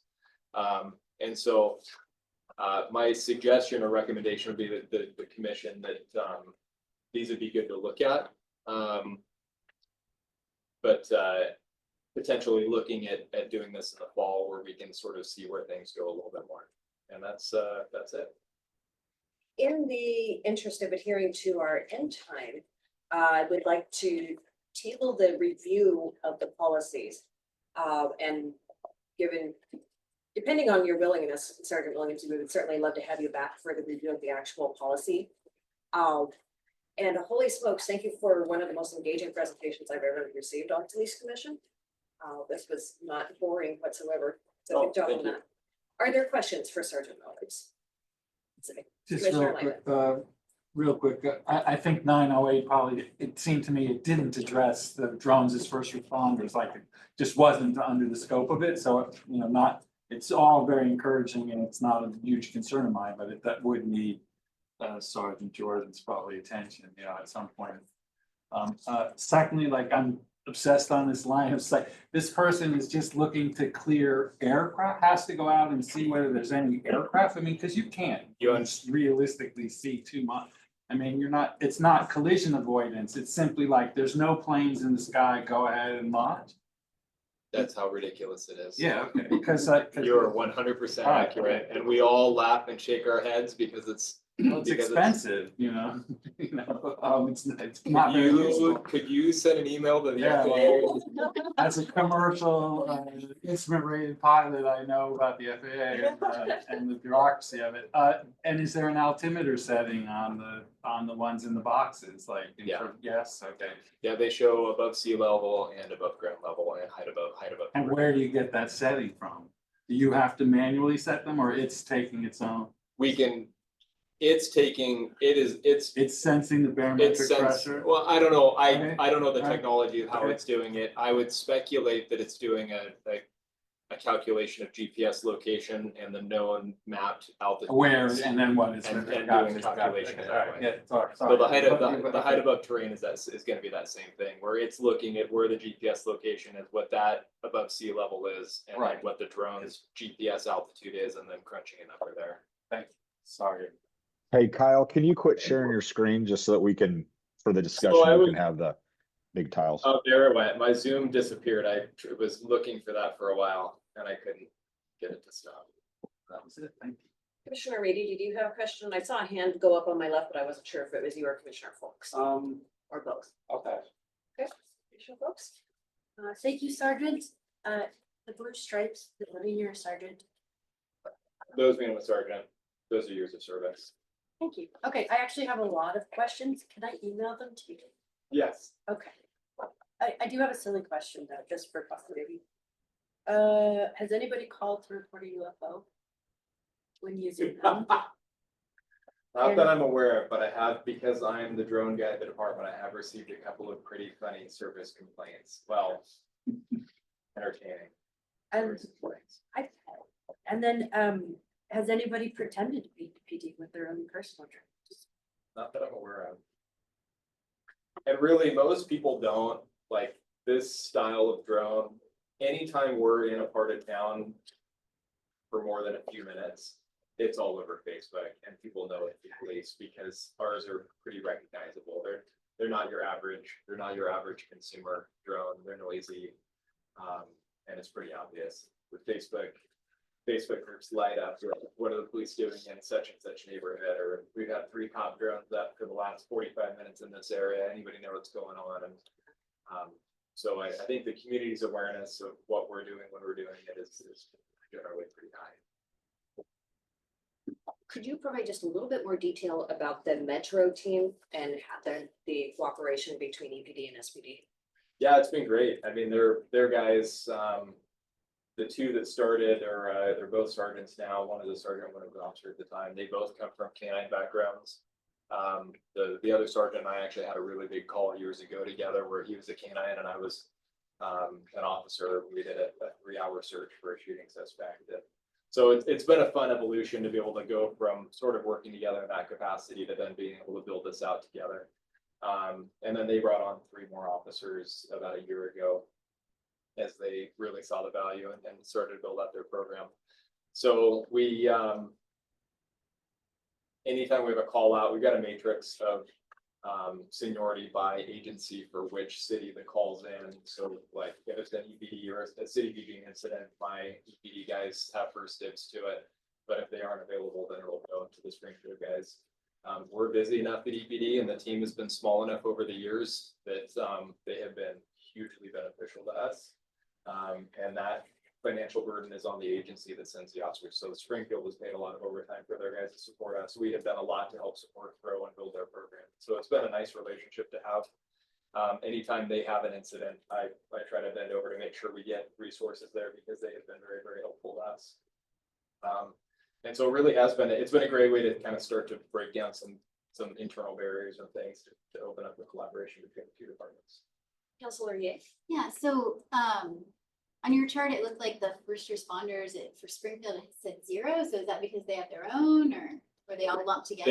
They haven't pooled in yet on the DFR side. There's some Still working on it. some cost, and yeah, we needed to sort of get stabilized first before I wanted to bring in one more layer of complexity. But I think we're at a point now where we'll start seeing days where we have it in service, that they'll have a person rooftop in Springfield with the manual fly drone that we can then control to sort of, again, do that proof of concept for them to bring them along with the goal eventually of a couple of dock locations in Springfield and eliminating that extra person.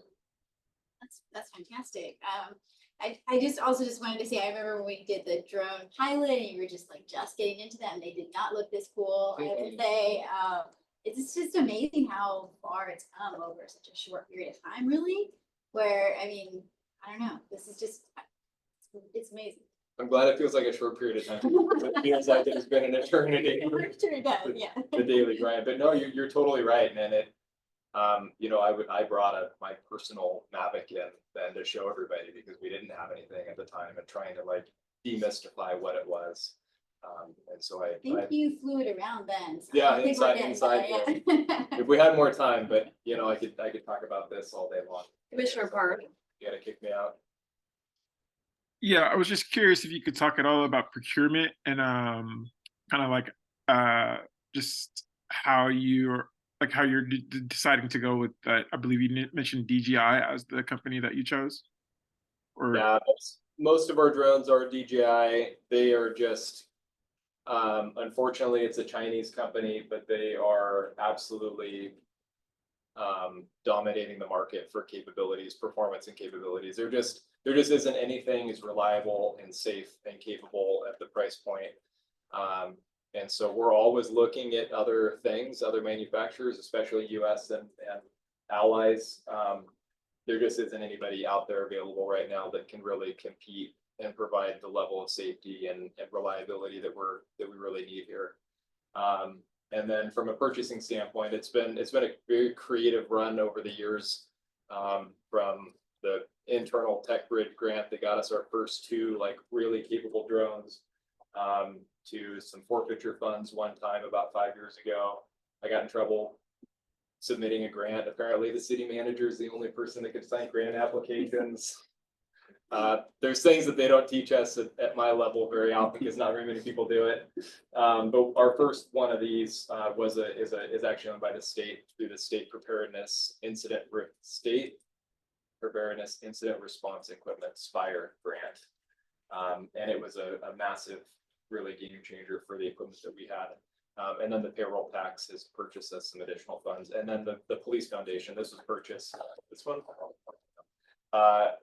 A few of these were purchased and our program has been really well supported by the Eugene Police Foundation, and really giving us a lot of flexibility and option, because anytime you have an unfunded program in a department that has financial challenges, it's really hard to carve out budget. We still don't have a general operating budget. We sort of thankfully borrow for the patrol side for everything. In May, we will have our work retreat when we build our work plan for the next 2 years. I foresee this landing very squarely towards the top of that work plan for this policy review. Sergeant Williams, thank you so much for your time and your attention and the cool show and tell. We'll move to closing comments. Holly, did we have anyone sign up for public comment this evening? I don't see anyone. Okay, Then we'll go to commissioners' closing comments, and I'll start with Commissioner Parham. Yeah, I don't have any comments at this time. Thank you. Thank you. Commissioner Folks? Sergeant Barong, congratulations on your second retirement. I was hoping to have a cake, but I was not prepared in life today, so. Congratulations. Yeah. Shot cake. And thank you, Sergeant Williams. That was super awesome, and I'm fully gonna email you with all kinds of fun questions. If that's all right. Sounds good. Thank you. Commissioner Rady? Thank you, Sergeant Burron, for all of your services, and enjoy the heck out of your retirement. Thank you. And thank you, Sergeant Williams. That was fascinating. Sure, we will learn more about it. Good time perspective, man. I hired him as a cadet. Your little boy's all grown up. 25 years ago. Counselor Ye? Yeah, well, we already said lots of nice things, so we won't Yeah, keep appreciate embarrassing you again. But also, if you don't mind, it'd be great to get those question answers for all of us. I'm sure your questions are always great, so I'm sure these are also great, so. Yes, if you would, please send them to Holly. And Yeah. then she can be the conduit to make sure that the information comes to the police commission in general. Yes, yes. Commissioner Lyman? Thank you, Sergeant Braun, again, for all your service, and you were back in downtown and not a supervisor when I was working with you, so we go back a ways, so. And it's, yeah, so a great career, and thank you. Thank you, Holly, and thank you, everyone, and, yeah, we'll see you next month. Chief Skinner, did you have anything to add this evening to close us? No, other than just to say, you know, that presentation you just heard is delivered to you probably by one of the region's foremost experts in drone technology as it pertains to law enforcement. So we're really very lucky to have Kyle kind of shepherd us through this. This is part of your police department being innovative and creative. And these are what I think this community expects us to do, is to leverage technology. We are embarking on a long legislative session that's going to start the 21st of this month. I'm fully engaged with Irish Senator Floyd Przansky, who was a part of the drone language from 2013. And we're going to be talking about some innovation as it pertains to legislative language that I think will help develop the policy and procedural manuals for this. So I think Chair Hawkins, you're spot on when you think about this showing up on your 2-year work plan. We should have some really, really good information out of the legislature on how we think drone technology can affect community safety. Chief Skinner? And as for Chair's closing comments, we have all received the invitation, I believe, to the State of the City address next Monday evening. Our new mayor, Counselor, does the mayor get sworn in there, or is she already sworn in, or is it a ceremonial? He's already been sworn in, but I believe they will do this. Okay, as well as the city councilors who As are well as- beginning a new term? Yeah. All right. And Well, our new mayor will be speaking, so Yes. if you haven't had the privilege of listening to her, I think it's definitely worth a few hours of your evening. at the Holt Center on next Monday evening at 5:30. Sounds right. Yes, and as in our capacity as police commissioners, we are all invited to attend. And with that, I will close our meeting. Adjourned.